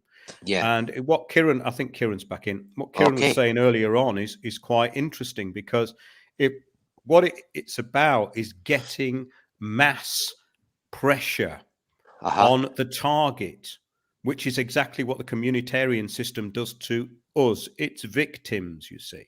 So you have to understand how the system works. So yeah, are you there, Mark? Kieran? Yeah. Yeah, can I come in?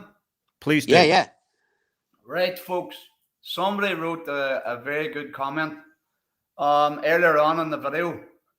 and they were asking the question, what's the bigger agenda behind it? Is there something we're not pointing at?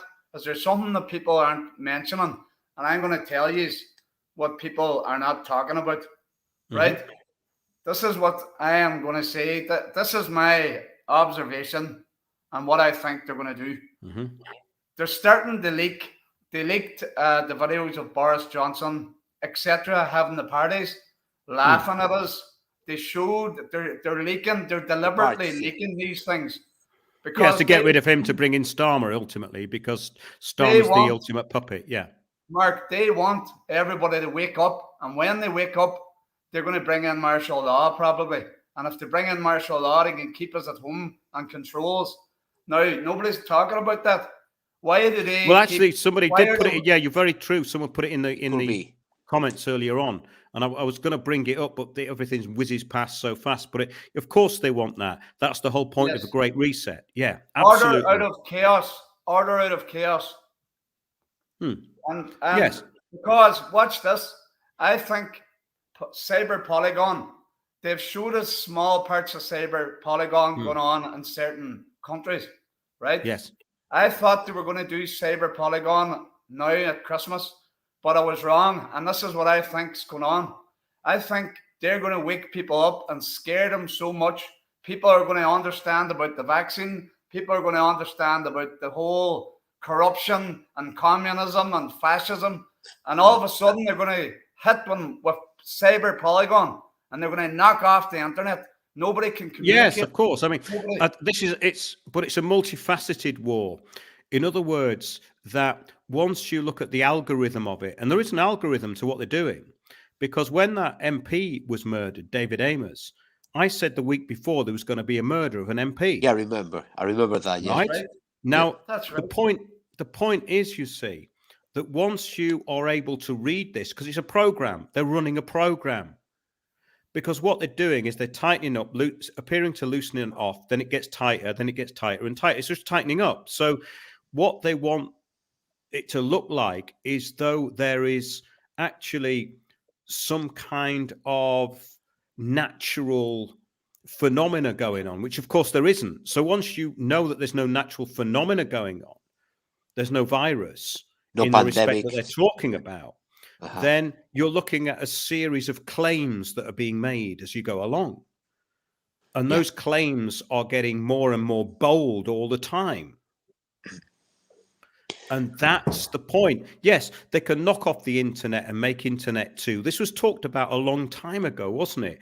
That they were going to change the internet. So then you'd have to, when it changed, you'd have to log on to it in a different way. Like in China. Log on to it now with Google, you see. They can ask you for that at any point. So if it doesn't matter what substation of Google you're using, you still have to log on.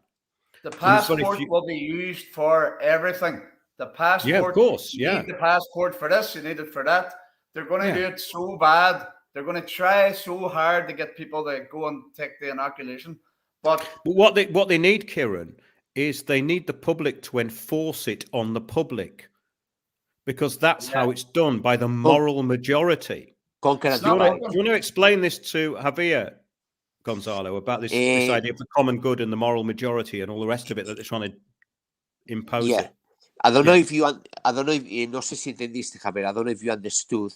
They trying to, sí, dime. Sorry, go ahead.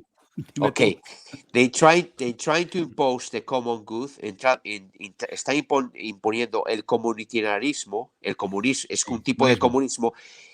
Divide y vencerás. El que no esté de acuerdo no lo están intentando imponer ellos. El que no está de acuerdo con esto, el mismo público va a señalarte que eres una oveja negra, eres un asesino, eres un satánico, exacto. Eso es lo que han sido muy listos. Y bueno, lo llevan haciendo hace muchos años. Divide and conquer people with political parties, with laws, with the mask, with the vaccines, with the lockdowns, etc., etc., etc. So yes, but the satanics, we are not the satanics. They are them. No. They are, of course, yeah.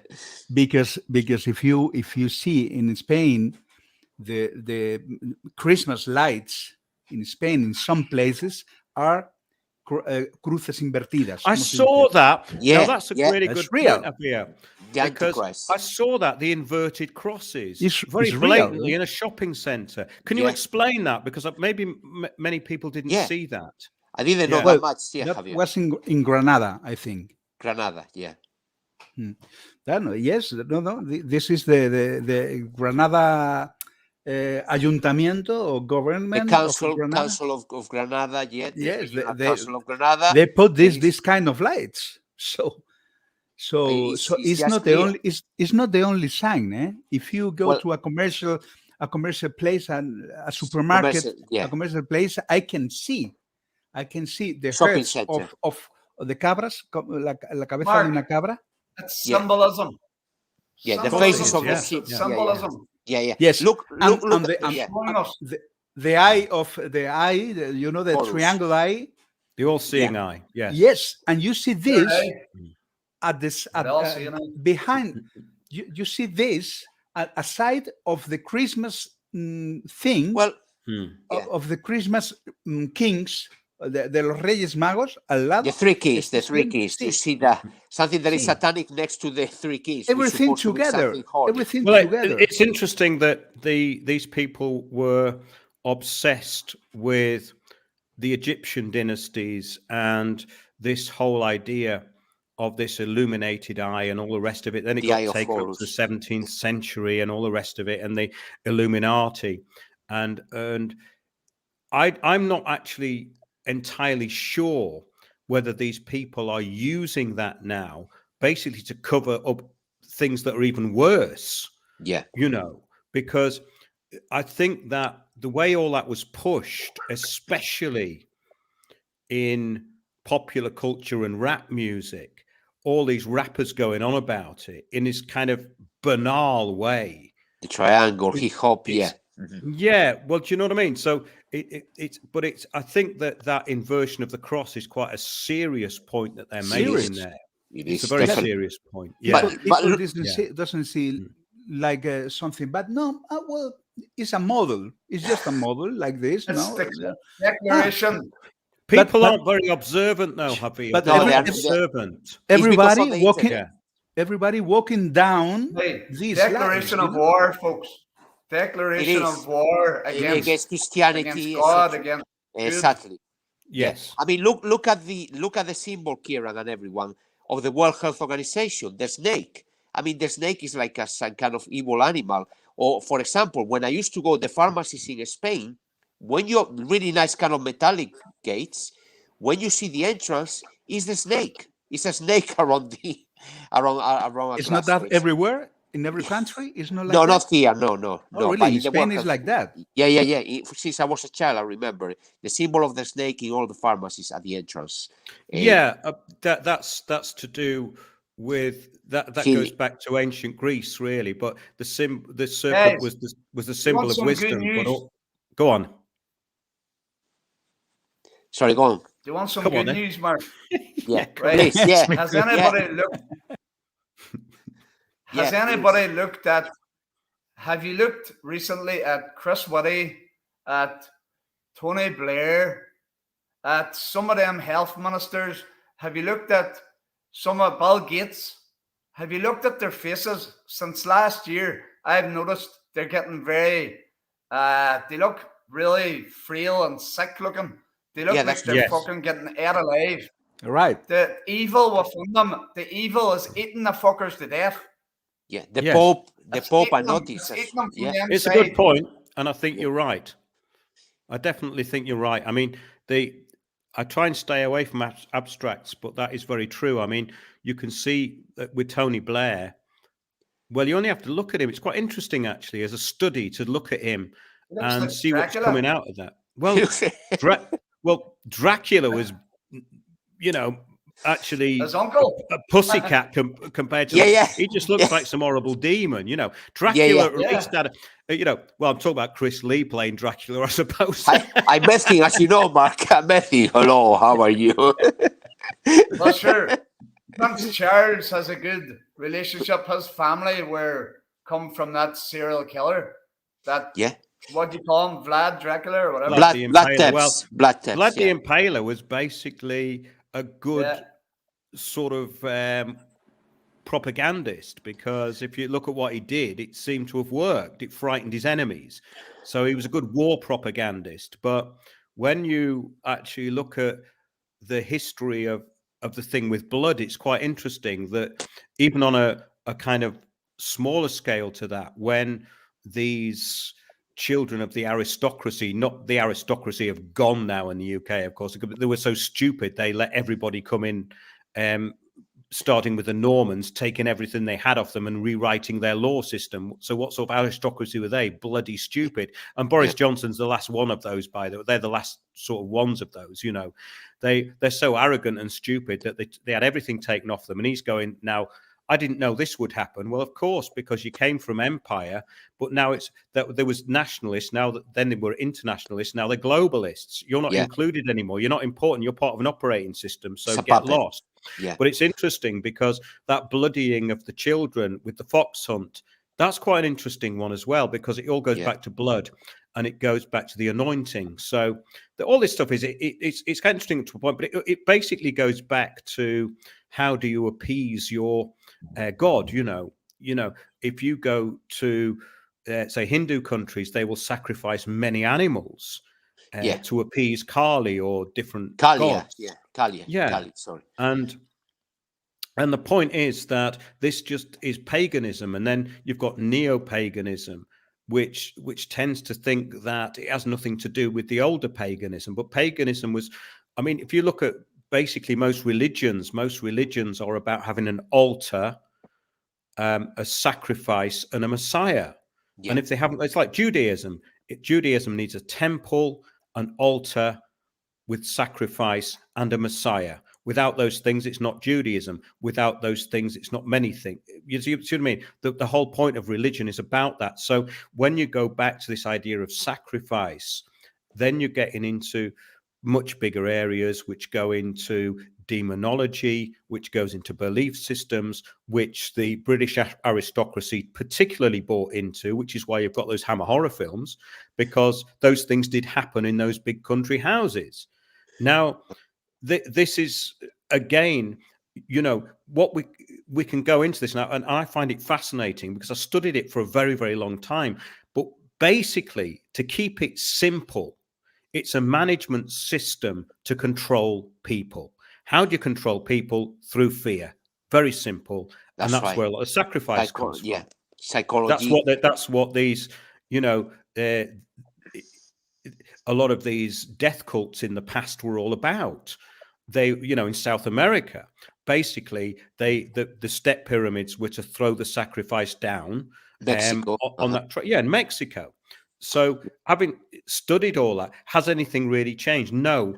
This is a different operating system. In a very subtle way, yeah, that's right. Very kind of coward and subtle way, They're very persuasive. They're persuading the people to a such point that they would think it's for the common good to lose your life for climate change. They lower the population for climate change. I mean, look at Greta.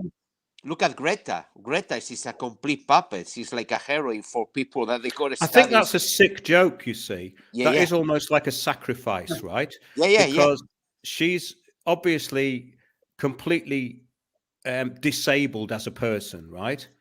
She's disabled. She's possessed, probably, right? Well, she opens herself up to that, certainly, because of what she's saying and her kind of insistence on these lies that come out of her mouth.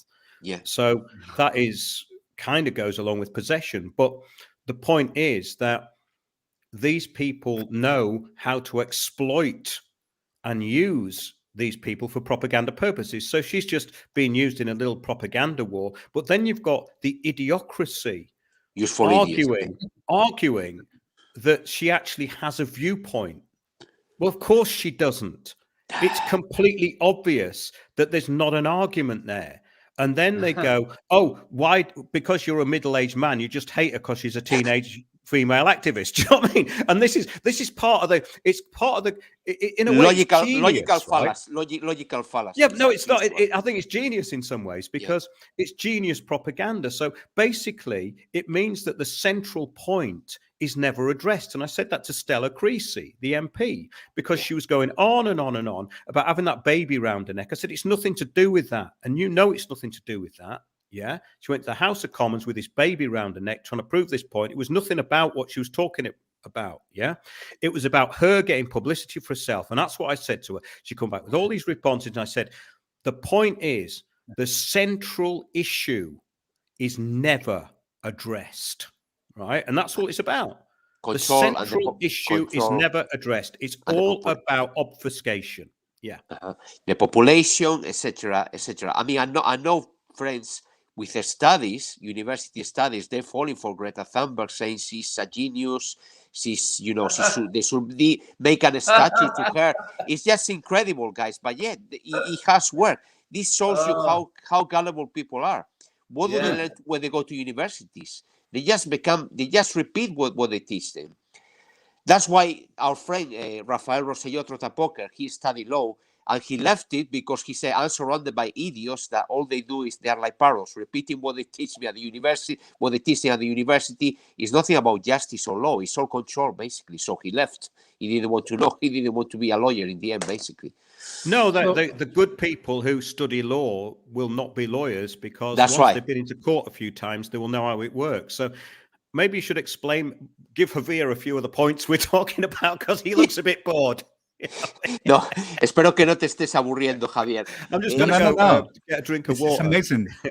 No, because I am on my studio, so I have you now for my speakers. So one thing, I just want to know what you think about one question that makes me sometimes feel very strange. Why people with a good education, with a high education, with clever people, doesn't see what is happening? Because I think they're because there's a lot of people that you can see. No, this is a very intelligent people. This is a very clever man. This is a very, have a lot of studios. And many of them, a lot. They believe, of them, doctors, lawyers, doesn't understand what is happening. And sometimes somebody without nothing or very low education knows everything and can see this. Exactly. Why I have a friend of my childhood. I have one of my best friends. His dad was a great, used to work on a bakery. He was amazing. Now, the guy never went to school. He used to tell me the whole of that the man went to the moon is all a lot of bollocks, he said. And I think he was right. And he used to tell me the doctors, they want to kill people. He used to call them matasanos, kill the health, basically. So he used to say everything. I will never buy from a supermarket because everything is infected. And this is going when I was a child in the 70s, 80s. So, I find the same, Javier. You were going to say something, Kieran. Yeah. Have you got any explanation about this? I have an answer. I have. Yeah, go on, Kieran, you first. I have an explanation. Yes, I think about this stuff all the time, and I've got a good awareness. The intelligent bit, right? They've been in a system from the beginning, and you have to be an expert at that system when you enter it, and you have to go by that system. Policies, procedures, all set up. So once you're on it, that's the only science you know. It's the only thing you hear. It's all you're told. Not only that, they haven't got critical thinking, and they don't have awareness. Don't question awareness that people that lived in poverty all their lives have. I lived in poverty. Many people that I talk with, they all lived in poverty. People suffered abuse. People suffered loss, injury, everything. No money. And it's the people like that see it, because the people like that know when there's some kind of sinisterism being thrown at them. We can see it so much. You use your brain a lot. Smart people are not so smart. They're programmed. That's right. Yes, that's a very important point because, I've known many people who are not academically trained. And they understand many people who aren't academically trained understand exactly what I'm talking about. Whereas if you talk about a governance system, the way things actually work, because people have bought into and been indoctrinated into a certain set of beliefs, they won't believe you. So people who don't have that indoctrination will be much more likely to embrace what you're talking about. Now, if you want to work in any institution, you have to abide by the rules of the society that you're living in. As Now, ridiculous what as it might people be. do is then they start to invest their beliefs within that society.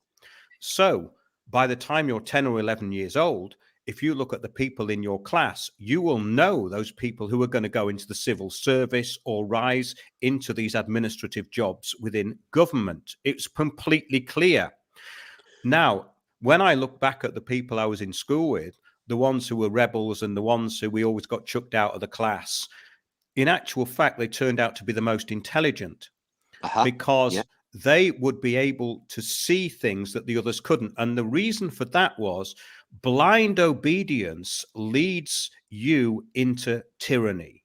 And all of those people with degrees and they've done all this stuff, they have so much invested, their egos are invested in the system, which is why they see their friends dropping dead in front of them for obvious reasons. But then they will say, oh, he just had a heart attack. Oh, there's loads of heart attacks this year. Now, Don't be this ridiculous. is absolutely the epitome of being blind to the facts. Mark, go on, Kieran. Can I add here?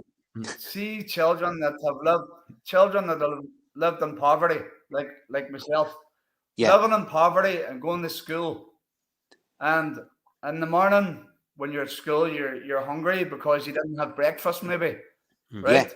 You're sitting in the classroom and you can't concentrate. You're just daydreaming. You're daydreaming.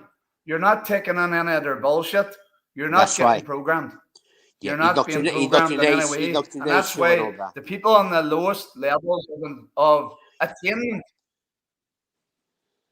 the people on the lowest levels of attainment at school are usually the people I'm coming across. Some of them got educated after they left school. But some of them just left school, but they were awake to all the bullshit when they seen it. Common sense is easier to spot. That's right. Yeah, absolutely. I mean, it's not. I think it's an interesting question, Javier, but it's a very easy one to answer. Yeah, because it's our sixth sense, basically. Yeah, that they want to kill. Yeah, that's right. Well, it was interesting. I mean, I was talking about geoengineering. I had a girlfriend who was from Turkey, and she lived in the East End of London, but her parents were some of the first Turks who came over.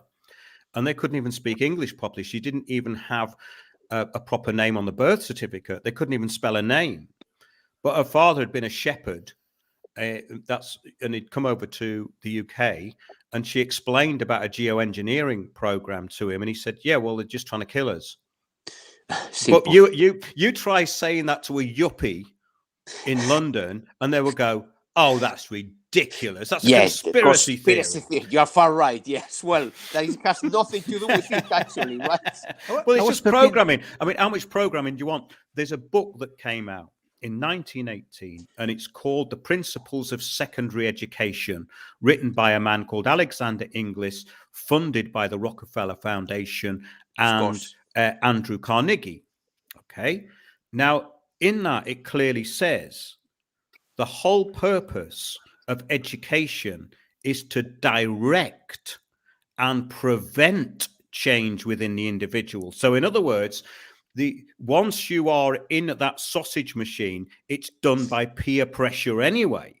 So you can't disagree with it because you are going to be left out. And I'll give you a good example, Javier, that friends of mine who were involved in academia, who became involved in the Intergovernmental Panel on Climate Change as expert witness scientists of papers produced for the IPCC.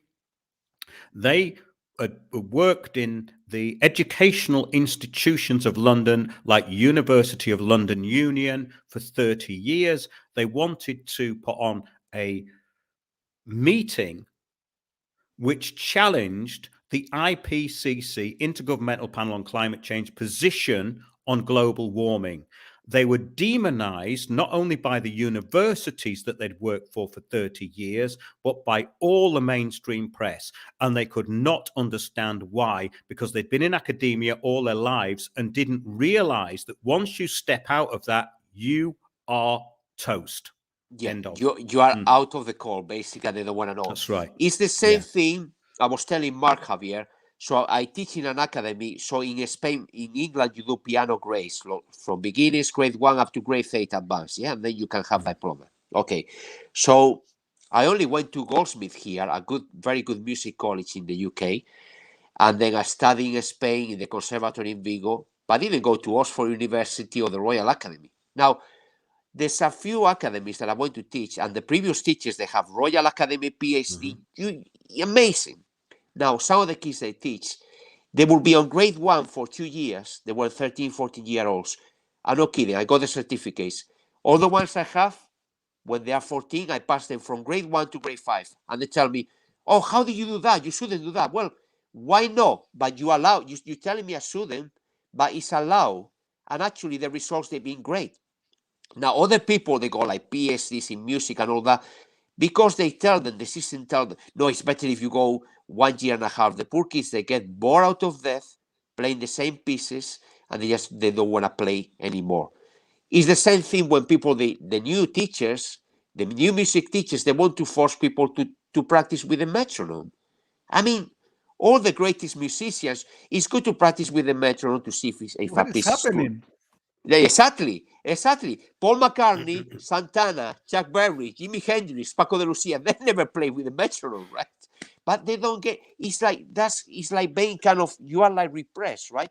Music is about, retardando, going slow, going faster. That's another example how they've been brainwashed as well, right? Yeah, I think, though, we're talking about a concept which is actually quite simple to explain, in the respect that when you look at it as a governance system, and you need an administrative class for that system, then they have to operate within certain parameters. So in other words, the people who are behind the system know this stuff inside out. They know about the dangers of allowing too much creativity, which is why communism came in. That's basically you come in, you control people to be less than they are, and they will become less than they are. Yeah. And the whole idea of materialistic atheism is to do that. So all of these are introduced as management concepts. However, the people within education will see them as being progressive. Yeah. You see, that's right, which is the deception. So unless you can see through that, you are never going to understand how governance works. And those within academia cannot see it unless they get out of academia or confront academia. Then they get attacked and then they see it, but it's usually too late. So the whole idea of having this 3-tier system of an elite at the top, or assumed elite, which is now just a financial elite, which are degenerates. So it's not an elite at all. And that's the interesting thing I used to talk about years ago, that this elite system would never work because it's not elite, you see. Yeah. It's not elite, it's degenerate. So how can a degenerate system work? I don't think it can. Then you go into AI and all the rest of it. But basically, a lot of that's about arrested development, in my view. Exactly. Arrested development. Right? It's about arrested development. And distractions as well. And, keeping people being entertained with nonsense like these music YouTubers we were talking, Mark. Just ridiculous stuff. Yeah, well, what it does is it dumbs down people to the point where they'll go, I'm an awakened truther. And they go on this site. I don't know why it keeps coming up on my thing on Facebook, but it always makes me laugh. It's usually middle-aged women with their tits out going, I've really woken up. And basically what they're after is a stranger shag, right? Now, the point is that is a sort of degeneration of their minds at that age, you see, because it's making everything out to be trivial. So in other words, I've woken up to everything, all these chemtrails up there, but I'm still going to be trivial and put me selfies up and get me tits out. You see what I mean? The whole thing is absolutely pathetic. It's distorted. Absolutely pathetic.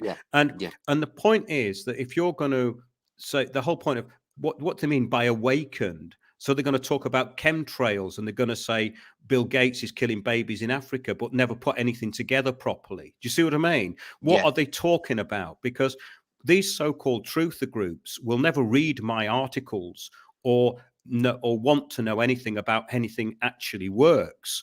They want to go on with their cartoon fantasy of how it works. And the whole point of having an elite is that they will then be able to control all that. Then you've got the administrative class in the middle, which is all of the idiots we're talking about within academia, because academia is not for people who are intelligent. That's right. It's for people who want to be cogs in the wheel, and they want to think that society rewards them, which it does. They get paid a lot of money for doing very little. They repeat what they've read out of books, and they go on with material atheism and Darwinism and all the rest of the BS that they've been taught. And they will back that up, and they will get hostile with you if you even want to debate it, because it is their whole and only belief system. Yeah.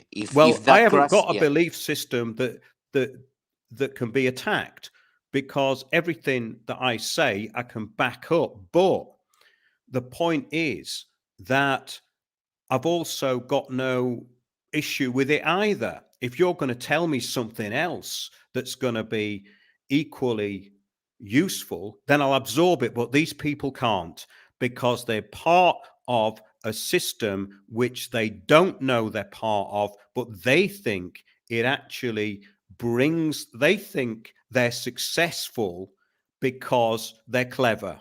No, they're successful because they learn and repeat and question nothing. That's how you become successful. Because the stuff I've put out over the years, in some ways, and some of the things I've done, and I can say this without sounding conceited, has been revolutionary. However, nobody knows about it. Exactly. Why is that, do you think? See what I mean? That's interesting, isn't it? Because other people I know who revolutionary things that have happened, in Britain, they're in the courts. None of these retards who are in these Facebook groups know anything about it, because they want to go with the false leaders and all the rest of it. So, in other words, there's a huge problem with intelligence on the planet at the moment. That's my point anyway. Yeah. No, there is a huge high-minded, like we spoke the other day, Mark. Yeah. People they like to hear beautiful lies, but they don't want to hear ugly truth. That's all it is, basically. They want to hear. The truth isn't ugly, though. The truth is never ugly. The truth is the truth, and exactly. I would rather know how this system works. And people say, "Oh, it's a big no." It's not negative. It's reality. Yeah, exactly. I want to know how people's mindsets actually work. So, okay, take it down to what's going on at the moment. It's nothing personal. It's depopulation. They think it's best thing for the planet, but the people who are doing it aren't competent to make those decisions. That's my point. You see? Exactly. Yeah. And people that they just follow the rules, they haven't got a clue what's going on at all. The newspapers, some of them either, etc., etc. If you read every day The Guardian or the BBC, Mark, that's the problem. That's how they've done it for years. I think 2010, maybe people they have, maybe 2010, Javier, 2010, 2005, 2010, 2005, people they have more critical thinking. Since, like you say, all these Japanese in Walthamstow, 2011, 2012. It's just they believe anything the Guardian, the BBC, ITV tells them, and they wouldn't question it at all. Full stop. Climate change, whatever you wanna tell them, basically. It's as simple as that. What do you think, Javier? I agree at all. You were talking about chemtrails. Yeah. Okay. Yeah. He asked about. Only threw it in because we have a good week here, eh? Mm-hmm. A good week of this chemtrails. I have some photos that I do that I make, and I want to show you one or two. Okay, if you don't mind. Yeah. Because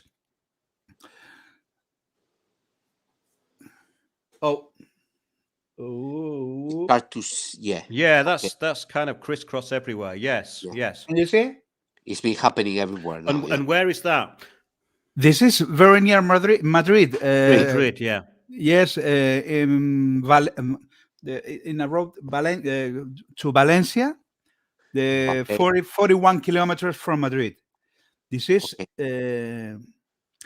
amazing, and I live in the country, In the So countryside. this is not the city, Uh-huh. This is another one. Yes, same day. Okay. Many people say, no, this is some planes that there's a natural thing. No, don't worry about that. And I say, what? Well, Interesting, Javier. I mean, I was in Spain in, I think, about 2010, 2011, and I noticed that there was a lot of that going on, and I even noticed it on the plane that there was something going on with the clouds. But I've studied this a long time, and yes, about this is last week, as you can see. Yeah, that's interesting. Yeah, it seems to be excessive there. I mean, it was in the south of England, and also going down to it used to be the M4 corridor down to South Wales was terrible going down there. But I never quite understood certain aspects of it because I studied it for many years, and there was happened to me too, Yeah, there's a document that came out, and I it mean, was called the Regulation of Geoengineering 2010. And geoengineering was on the back of global warming, which was solar dimming. And I went to a meeting up at Oxford University about geoengineering, and David Keith was there with several members of the UN panel on the environment. Now, I can't remember the names now, but they were people you could look up. This is going back a long time. But I went up there with somebody called Max Bliss, who was researching this in France, and he'd done a lot of research into it. So we went up there, and David Keith was open. He's a geoengineer. Look him up. He was openly talking about spraying sulfur dioxide to reduce global warming. Now, the sulfur dioxide is a poison. Okay, so the thing is that you go back to any UK newspaper like the Daily Mail, and they've all reported geoengineering.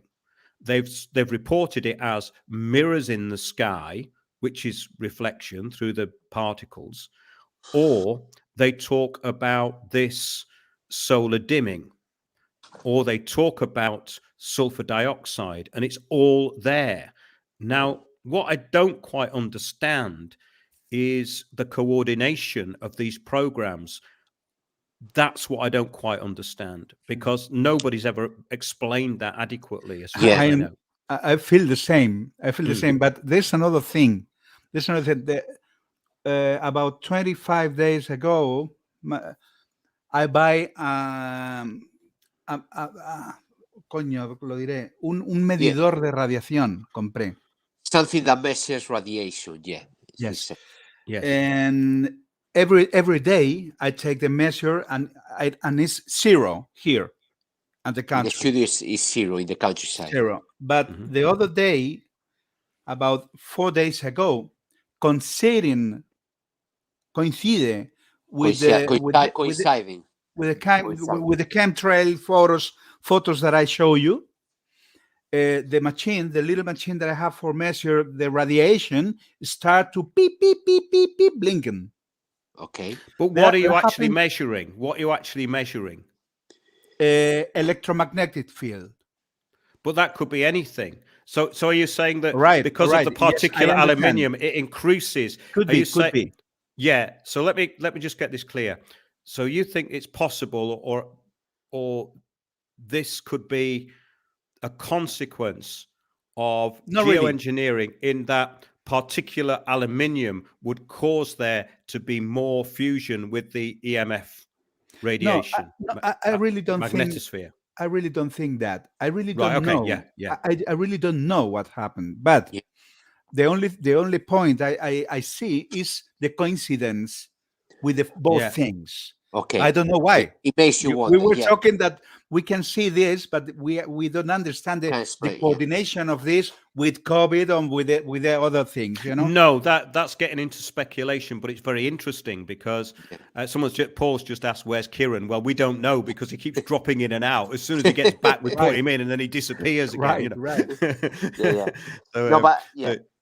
I mean, my question would be, guys, if that was for real, the chemtrails that, you know, the kind of poison in the skies and all that, it's possible they throw something. But I think for surely from so many meters above, by the time that falls in the earth, it will be also almost disappear. But my point is, if that was, I just say, it's my opinion, Javier, and I totally respect what you believe. It might be 100% true. We don't know. If that was the We case, don't know nothing, eh? If that was the case, the elite, they will fall sick as well. Bill Gates, Boris Johnson, because this is not something that you can, well, in the house of Boris Johnson, well, it's not I gonna think go. you can Yeah. excrete it from your body. I don't think that's a big issue in that respect. Yeah. But there seems to be some anomalies there that I think the problem is by calling them chemtrails, you're undermining what it is. It's geoengineering. Okay. Yeah. Which is what it's actually called.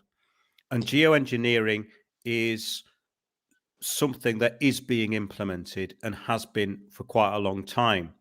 So to call it chemtrails, I think falls straight into the trap of the mainstream media going conspiracy theory. Whereas you talk about geoengineering, that's in the main source of the papers. That's a small point. But what I was getting at, and someone was saying, what were you pointing your EMF meter at and what was this about?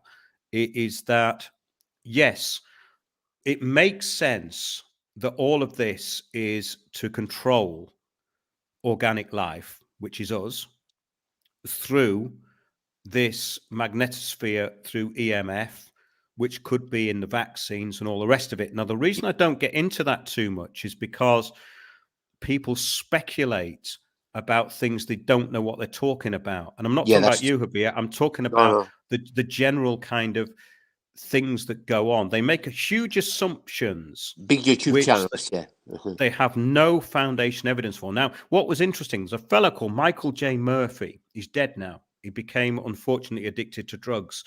And I did several interviews with him. And he was getting terrible opposition from someone in America called Dane Wigington. Whenever I interviewed Michael Murphy, they'd absolutely slated this fellow. Now, the claims that Wigington makes, I don't actually believe myself either.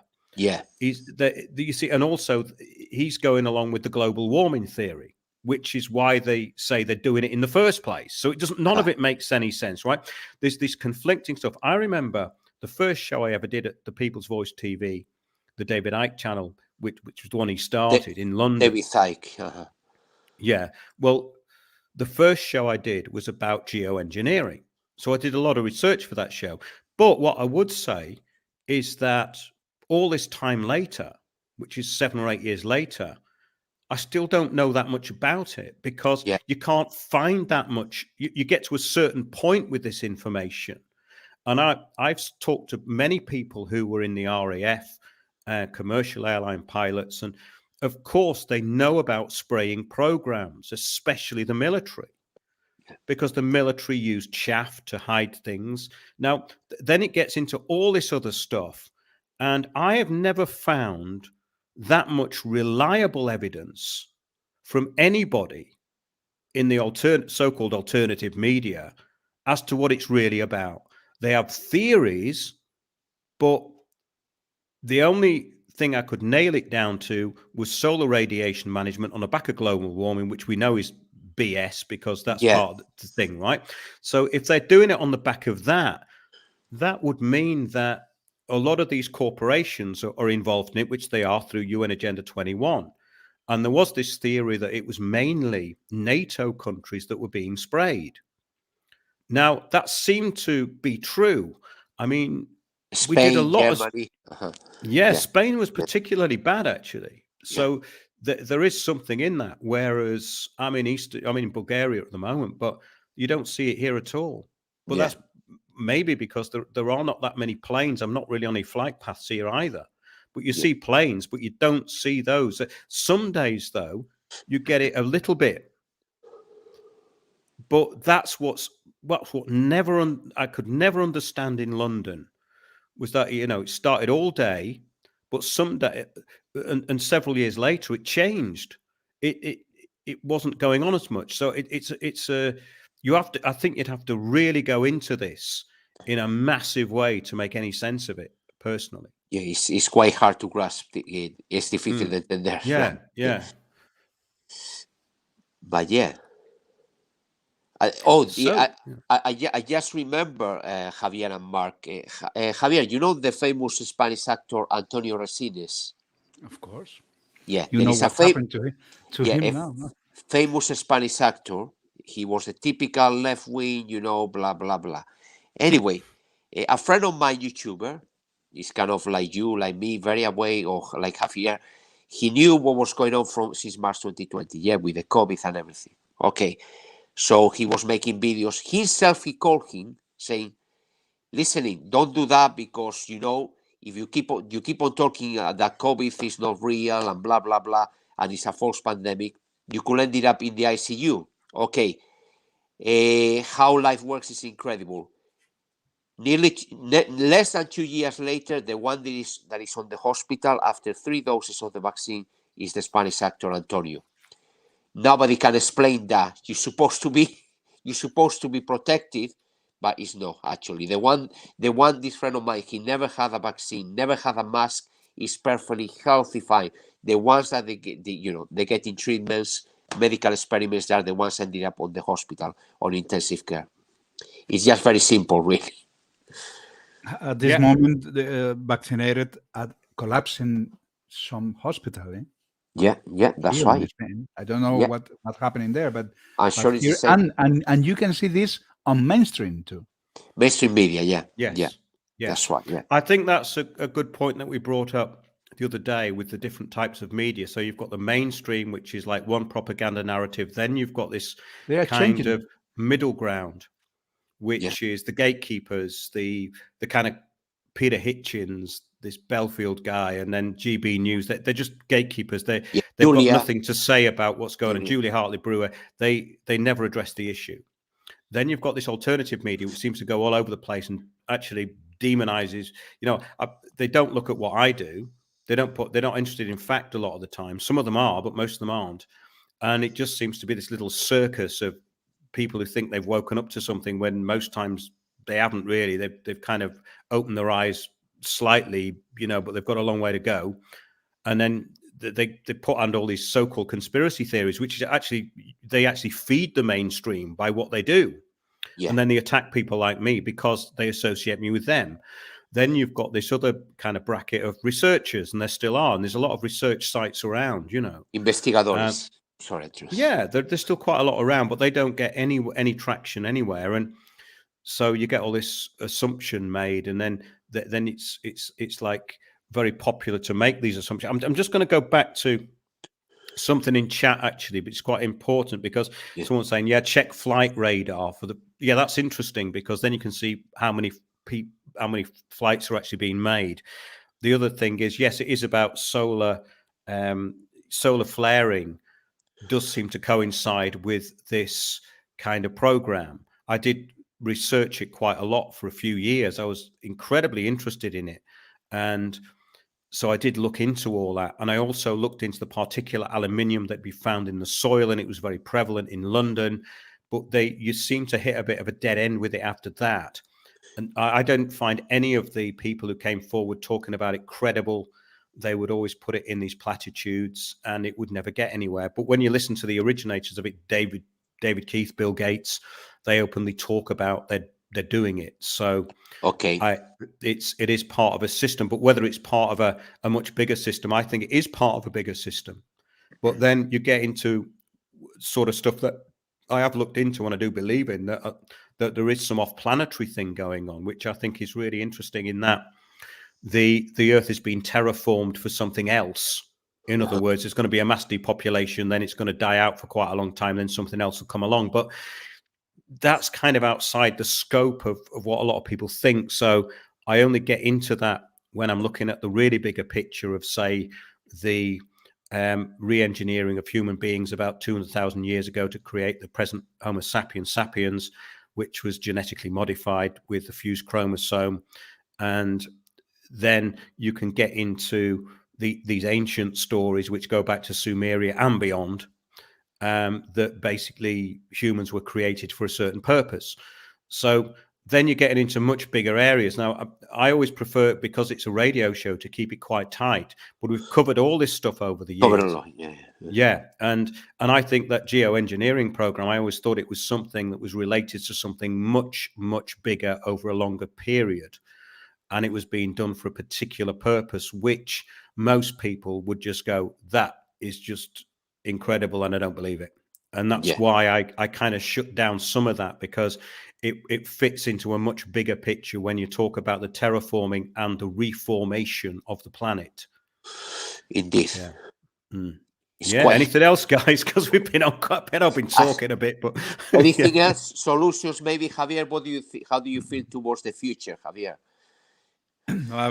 I really don't know. Maybe we have to ask this question in 2 months. At the moment, I really, exactly. I really don't know. So depends of the people.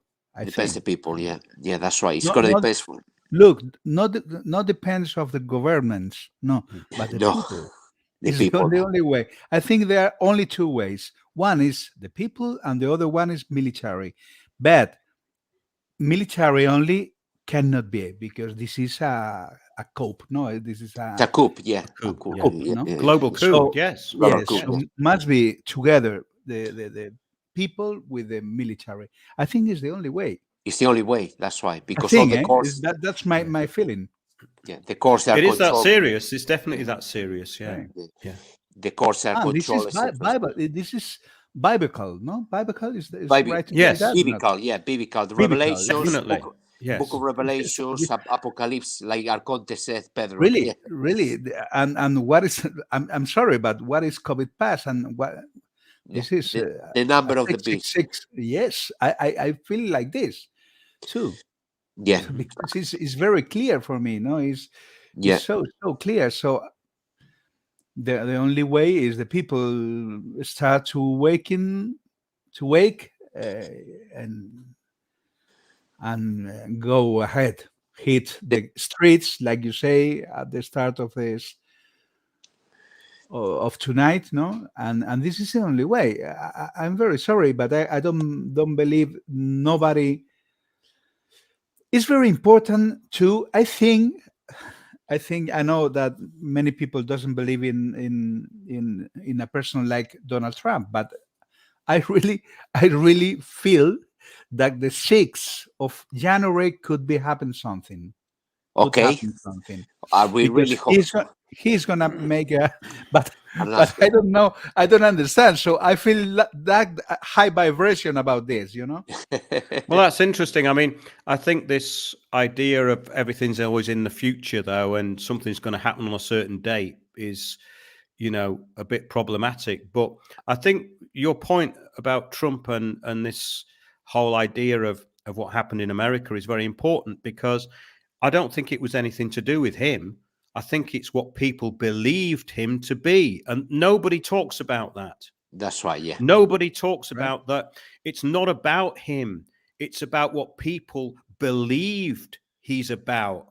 And they'll go, but that's a delusion. No, it's about another time it's propaganda again. It's about their ability within themselves to be able to say, yes, we are the people and you work for us. Exactly. And the whole point is they've taken it down to a left and right idea.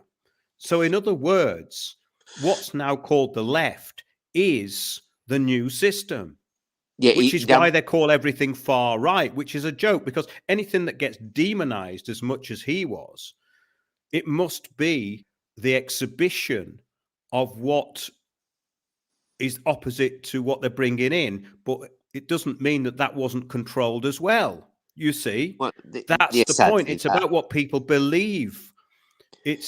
And that's the point that I keep trying to come over with the shows, is that it's about belief and your belief in what you actually stand for.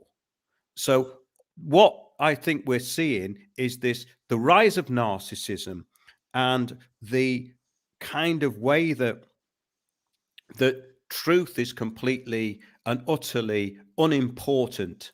We're in a post-truth world where people's beliefs and emotions rule them, which means that it's very dangerous, because these people, anyone can appear to be on your side and then just turn against you over nothing. That's very and true. That's exactly the way things are, which is why I did those shows, the Fact Killers, we did a follow-up, Gonzalo, which I think was very good, because I get sick of all this now, because I can go and interview anybody in the world I want. I did it for 10 years. There's no point to actually crystallize and focus what's going on and try and put it out. And that might be a catalyst for thought, because we're in a propaganda war. So that's the only interesting part of it to me. It's like the whole construct of this is about propaganda. The communitarian system is about propagandizing the public to basically police themselves. It's very, very simple. There's nothing to it, really. Psychological war, Stasi, etc., etc., similar to the Stasi, probably. More than Nazi Germany, definitely, like this. Yeah. So I'm just going to read this out. So sad people have a shroud of an icon like a president they can't help. It's a show. Of course it's a show. But the point is that that's what I've just been talking about, that it's what people believe things to be because it's a post-truth world, whereas what is imposed on the kind of the counter to that is much worse. So yeah, we've been rambling on here for quite some time. In Kali Yuga, even for a few coins, men will hate each other. Very true. Yes. Black magic, Kali Yuga. Well, that's the kind of end of the system that we're meant to be in at the moment. Yeah, but we haven't really even got into the new age retards tonight, but that's a totally different thing. And we've talked about that. Yes.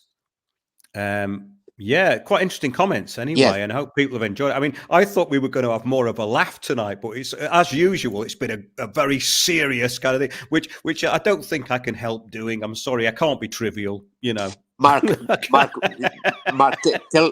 Javier about these music YouTubers that they go the whole day talking about themselves, and then they got thousands, millions of followers, Javier, saying you are such a lovely guy, you are such a... And they don't do nothing for people. They cannot bow into the narrow. So you got Mark, the basic media. Rezuk Mark, I thought tonight was about having fun. I'm sorry I've disappointed everyone. I've got this duty of care, you see, to bring everything down to a really serious point, you know. Maybe you can talk like Lee for a minute, Mark. Like our friend Lee, the bass player. Someone's put Trump was Jesuit educated, same as Biden and Fauci, but that's not what we're talking about. I mean, why do people put these stupid points in? It's got nothing to do with what we're talking about at all. You know, I mean, who cares? Who cares? I mean, what's wrong? I mean, many people who've been to Jesuit colleges are very intelligent. It doesn't mean they're part of the New World Order. They're just educated in a certain way. He spoke many truths, Mark and Javier. Yeah, I'm not talking about him anyway. But the point is, you see, that this higher education. I mean, I've talked to people who are ecclesiastically trained, and they will know what's going on in the world. The people who say, oh, all this, you know, the people who've just woken up to the big conspiracy know nothing about it. Yeah. So the people who are trained into it do know about it, right? But the crazy thing, most comes DJ Peter, most of CUNTs. Well, that is actually about right. Yes, exactly. I think you've nailed it. You know. But the problem is, Mark, some of them they don't know they don't know nothing, and they get more likes than you. No. I don't understand that. If you sit down, I dye my hair today. I just waiting.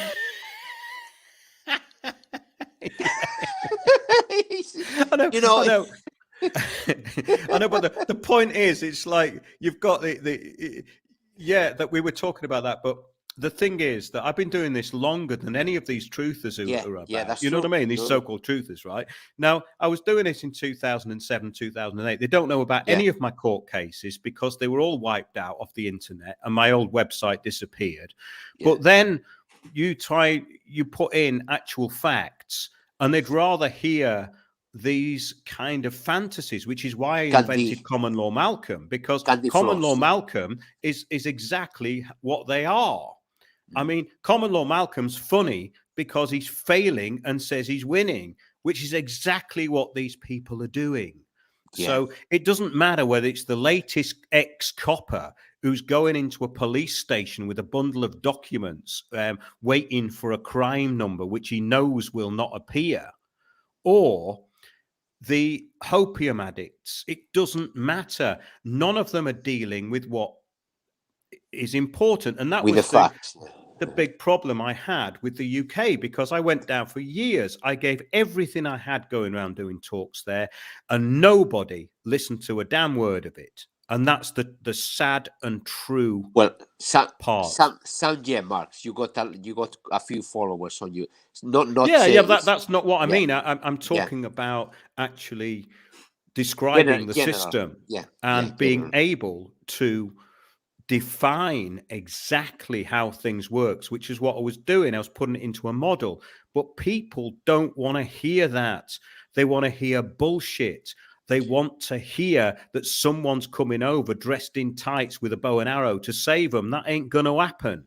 You know, it's got to be us, the people. And every one of these so-called whistleblowers, like we had them from Tony Farrell onwards, exposed the whole bloody lot of them, and they all attacked me because I found out where they were working, what they were doing, why they were doing it, and then they set people on me for years on end. None of these so-called truthers have ever had anything like that happen to them, because they're talking what the government wants them to say, BS. And that is the sad thing, you know, and that's a serious point, a very serious point. Yeah. I'm gonna try. Javier, Mark está diciendo que cuando, do you understand, when he started in 2007, había mucha disidencia controlada. Por ejemplo, aquí en Inglaterra, policía que dice que son buenos, que nos van a ayudar, que van a la estación de policía a dar los documentos para arrestar a Boris, y es todo mentira, no acaba en nada la cosa. Por eso creo que la gente, nosotros, we the people, we are the ones that we have to save ourselves, not to wait for Correct. That's what they're saying here, because small groups of focused people can have an enormous impact. So-called change and revolution is the actual revolution. I'm in a country which had a revolution, which was orchestrated. Okay.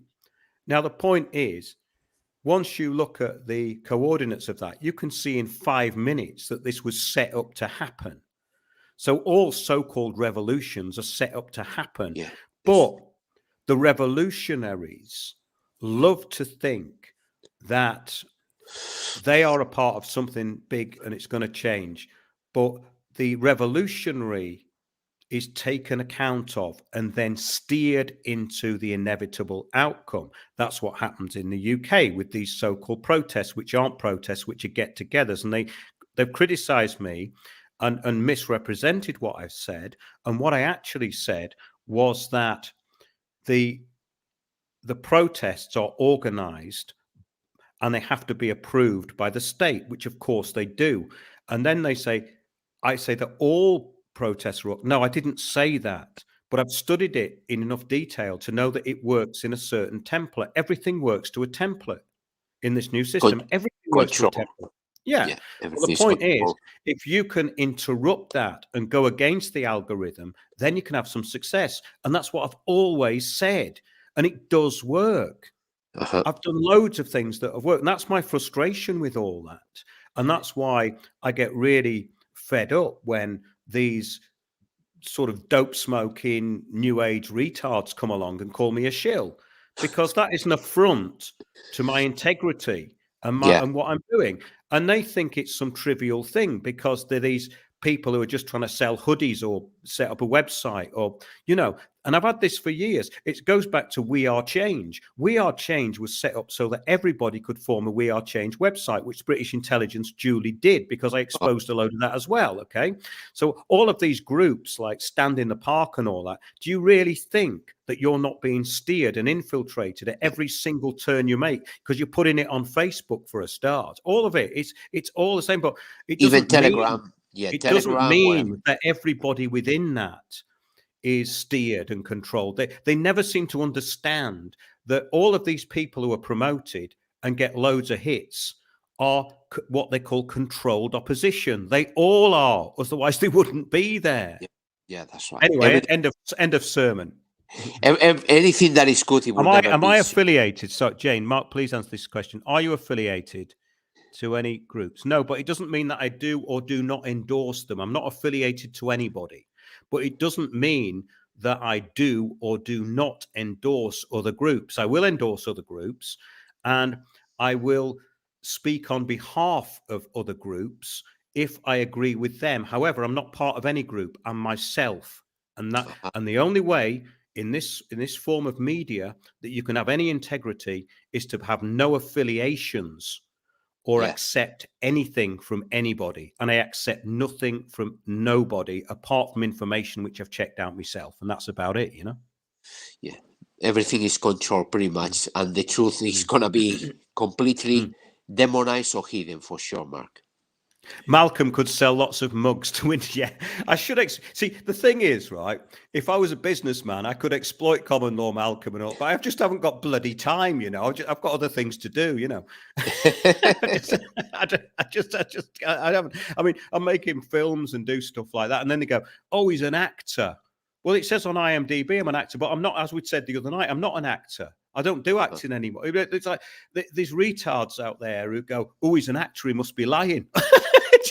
It's like a crisis. Anyway, back to you guys to finish off because I've taken up loads of time and I didn't mean to do that. But yeah, it's all right, no yeah, problem. Yeah. How would you like to end this, Javier? Any advice? Hang on a minute. I like listening to Richie Allen. Why didn't you go on his show? I've been on Richie's show for the last 5 or 6 years. Yeah, I'll probably give him a call again. We don't stay in touch that much, but I do like Richie, and he did give up everything when he left mainstream media, and he's got integrity because he now knows that he can't earn a living, same as me. That's right.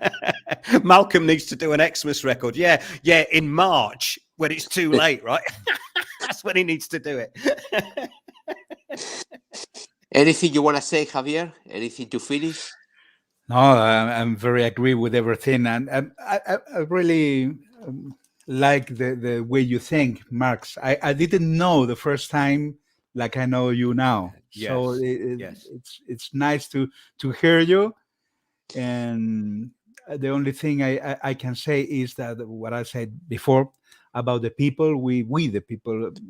That's right. We can't wait much for to do a thing. There is a tiny quantity of people that want really to fight, you know. Yeah, and we don't have much time either. That's right. This is a war. It's a war. It's the Third World War. It's a war. We have to go ahead and say to the government that this is not the life that we want for us, and of course we don't want for our children, no. That's for the future of generation. It's not democracy, for sure. It's not a democracy. We only have one opportunity to change this. Maybe in March is too late, like I said before, no? So better now than wait more. Never. Yes, and don't forget that many people are going to die. Many people is dying. Many people are dying, and many people is going to die. So maybe your son, maybe your brother, maybe your friends, your mother. So friends, colleagues. This is so important. We have to change it like this right now. We have to think on it, because this is the only way. We cannot stay at home waiting that somebody makes our work, you know. Stay home, save lives. Como quédate en casa, salva vidas, no? Or die at home. Die at home, exactly. That's right. Yeah. Yes. Okay. That's a very good point. I mean, I've always said that this has to come from small groups who may work with larger groups and coordination, but I'm looking at this as a war, which it is. So in a war, you don't give the enemy any ammunition. So people shouldn't be talking about anything that they're going to do on here, which I wouldn't do anyway. But I'm not, to be fair, could I do a live on practical actions people could take and resist all this? Problem I've encountered is that on groups like what Stand in the Park, there are such differing levels of understanding and knowledge. Some get bits of it, and then they say something like Trump will save us, or Simon Parkes said such and such. Yeah, well, the thing is, you see, that's what I'm saying about the conspiratard element. That's why I was talking about, awakened souls for stranger shags, which is basically the level of a lot of people, because they're still at child level. They're not at this is why they can criticize the elite as much as they like, but as long as they are thinking, as long as they're thinking in a childlike level, which is what the elite want them to do, then they've got no power. That's the point. So they can say, oh, he's a Jesuit, or this, that, and the other, or that. Well, actually, maybe those people know a bit more than you then. So you see what I mean? That maybe they've got a higher standard of indoctrination into these systems, and you need to up your game and actually start looking into how these people are thinking. Because if you can't look at the way this system works, and this system works in a very simple way, if you're still going around following every little conspiracy theory that they're throwing at you, which they want you to follow, then you're going around in circles, which is exactly what's happened in the UK in the last 2 years. They've achieved absolutely nothing, and they've been steered exactly where they're meant to go, which is nowhere. And that's not being negative. It's just a fact. So if you can't face facts, then you have a problem. You are like the people who you're criticizing. You are like the people who are watching mainstream television, but you're just doing it in a different way. Exactly. Okay. Yeah, I think we've pretty much done everything there. I mean, we can go into lots of other stuff, but we have been going on for 2.5 hours here. So I think it might be 2.5 hours. Sorry. Yeah. If you I said it was just a chat. Please, if you can translate for me the 10 last phrases from Mark. Okay. No, está diciendo Mark, Javier, que hay que tener cuidado con los grupos alternativos. Por ejemplo, hay chicas, mujeres de 50, 40 años que se meten en el New Age, que abren páginas para gente despierta en Facebook, para conocer pues nuevas relaciones, y la gente se olvida. Muchos de estos grupos, como Stand in the Park, son controlados totalmente por disidencia controlada, y al final quieren meterte teorías conspirativas y no acaba saliendo no acaba encontrando la solución. Frenan todo. Frenan todo, exactamente, exacto. Hay que tener mucho cuidado de muchas cosas. Por ejemplo, todo tiene que estar basado en hechos y cosas así. No se pueden hacer bromas, porque si se hace una broma de un caso, o dices, no, que este fulanito que es el director de un hospital, y a lo mejor descubres que es mentira, la televisión española, la 4, encuentran eso y dicen, estos tíos son conspiranoicos, no los pueden estar locos. De eso. Exacto. No, I was telling him how many groups they use they try to ridiculize, they're ridiculizing the movement, like saying they went to the hospital and there was a doctor, he told like he was retarded or he had Down syndrome, and then it was fake. And then the mainstream media, they're going to say, well, we can't believe these guys, then we cannot trust them. So it's a way to demonize completely the movement. You think about it, Mark? Yeah, I mean, these are basic techniques which I've talked about, and they're all in articles at winnersontheworld.net. I did one called COVID Protests Social Engineers, but that's got links to all this other stuff of how Occupy was controlled, how they put common purpose graduates into these positions as activists, activists, the whole thing, how the undercover policing works, the undercover policing inquiry. That's all explained in there. Green and Black Cross are directly related to Stand Up X. None of these people want to actually address the real issues as to how they're being steered. So they go, that's really negative and you must be a shill. They're at child level indoctrination of where they're meant to be going. So they're not going to achieve anything unless they understand how they're being manipulated and steered. And they believe that if people are telling them what they think they want to hear, then they're on their side. And that's called counterintelligence, you see. So when I say no, they're telling you what you want to hear, and they're steering you into a dead end. They go, that's negative. And that is, unfortunately, the remedial level of intelligence that people often have. Yeah. Big problem. That's the problem. Remember that woman, Mark, that I asked? She says she worked in the Navy, and then I asked her, do you know about Deagles? She didn't have a clue about it. Now, if you are a real military, you will know for sure what does it mean, Deagles. So you ended up catching them. Either they are bullshitters or... Well, it's interesting because I don't go into any of these groups for the very reason as how I got demonized the other week. And then this sort of, typical far right bloke, with a Union Jack who seemed to be talking in cliches, said, I've got it on very good authority from people that I know that you're a copper. And it's like, it's so ridiculous. You think, well, why am I even bothering with these people anymore? You just think, well, okay, I put my shows out. I don't want anything to do with these groups. They're fully infiltrated. They're absolutely fully infiltrated. And unless people realize that and think, well, what are they doing going into these groups anyway? These Facebook groups and all the rest of it. It doesn't go anywhere. The only thing, it's like I said this 15 years ago, that you could take out people in your local council who are enforcing Agenda 21 by using the Saul Alinsky rules against them. Yeah, that's right. No, they don't want to do that because it might take them off Facebook for half an hour. And that's the problem. Or Twitter or Instagram. Yeah, that's right. Yeah. Yeah, great stuff anyway. And we talk about the narcissism is very funny, Gonzalo, and keep sending me those narcissistic videos because they make me laugh, but I'm also still incredulous, Oh, I'm just waiting for a few more people to come on. A lot of people are saying that Mark's a shield. Well, I don't think he's a shield, but I don't really understand a lot of his. Just waiting for a few more to come on. I had my hair done this morning. It's like, and that is what the hell is going on here, No, está hablando. Some are just idiots, Mark. No need to infiltrate them. Yeah, that is true.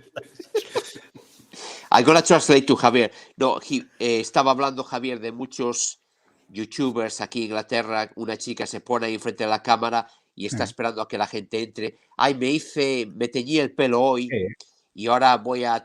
Están hablando de cosas que son totalmente... No, o sea, son irrelevantes con lo que está ocurriendo realmente. Se convierten en actrices, estrellas del rock, modelos, etcétera, etcétera. Right? It's nothing to do with an activist. They become models, they become actresses, they become kind of influencers, etcétera, etcétera. Yeah, that's right.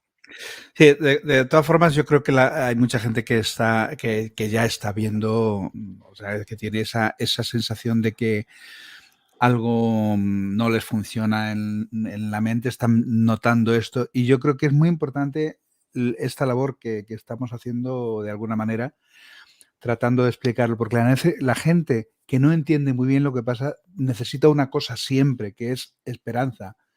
¿Sabes? Claro. Entonces también sería bueno, además de hablar del grave problema, porque la gente debe comprenderlo y debe de despertar, también decir que la luz, una pequeña luz en una habitación oscura siempre la ilumina, ¿sabes? Claro. Y entonces yo creo que tenemos que infundir también una esperanza de que esto va a salir bien, yo no tengo la menor duda.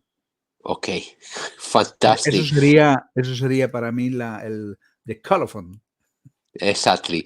Y eso es algo relacionado con tu creencia en Dios, quizás. Sí, obviamente. Okay.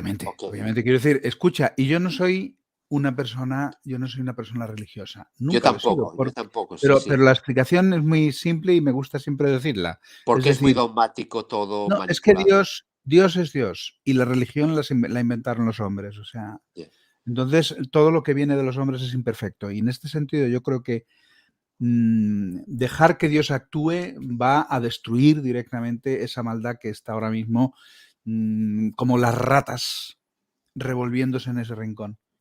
Yeah, Javier is saying that he's trying to be optimistic, have a lot of hope. He has very strong beliefs, Christian beliefs in God. And he doesn't believe in religion. He feels like everything has been manipulated by man, whatever is Judaism, Muslim, Christianity, etc.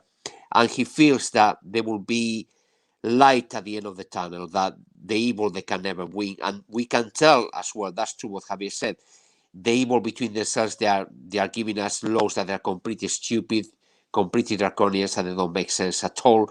And I think it will backfire to them sooner or later. Hopefully, Mark. Hopefully. And that is a fact. I know. And that's That's a fact, he's saying. Traduce, it's a fact. That I know it. I think it's a really important point as well about this system of belief that they've created, because it does actually respond to non-material cause and effect. I've always strongly believed that, and I've looked into it well, it's a bit late now to go into any of that, but I'm very much of that opinion that on the surface it's a propaganda war, but underneath it there's something much bigger going on. And I would like to say that I have had a lot of successes by just sticking exactly to the righteous truth and basically being very focused about that. And the attacks that I've had over the years have really taught me a lot, because, you know, even my friend's charity getting taken over a couple of years ago, all the same tactics that are used against the public every day of the week were used against us by different organizations. So it's all one agenda. The agenda doesn't really change. And basically it's about the ad hominem attack on you, not the information. And then it's about accusing you of what you haven't done. In other words, it is satanic, because it's all about deception. It's all about, if you are not deceived, then the people around you will be deceived into attacking you because you're not deceived. And that's what it's about. I understand that on a very deep level, you know. Dice que es todo Great. una agenda satánica, que al final, que si eres muy inteligente y puedes ver lo que están haciendo, al final, si no te logra engañar a ti, va a ser la gente que tienes a tu alrededor, la van a engañar y la van a convencer que tú eres una persona peligrosa, que tú eres un revolucionario, un loco, etcétera, etcétera, ¿no?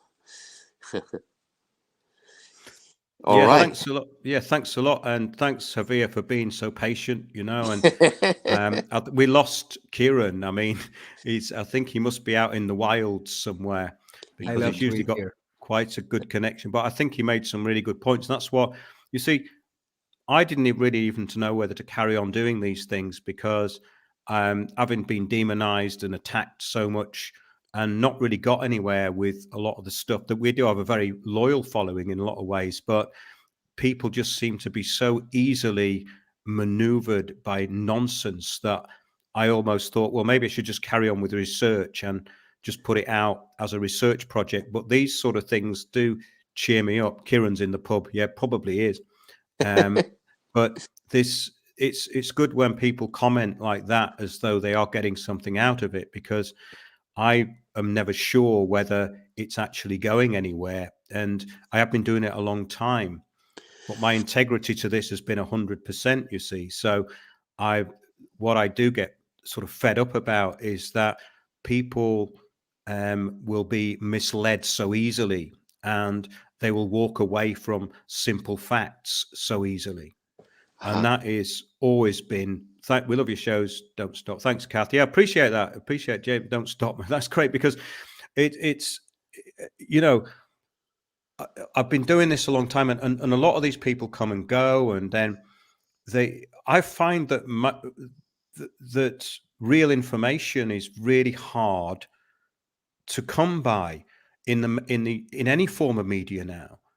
So yeah, that's great. I mean, we'll do more of them. I will keep going. Yes, of course I will, you know. Definitely. Are you aware of the Discord group of Mark? I think you are on it, Javier. ¿Estás en el grupo de Discord de Mark? Windows on the World. Yes. I am. But I really don't use a lot Discord. No. But I remember. But I remember that I am there too. Yes, there's a lot of great information there, definitely, Javier.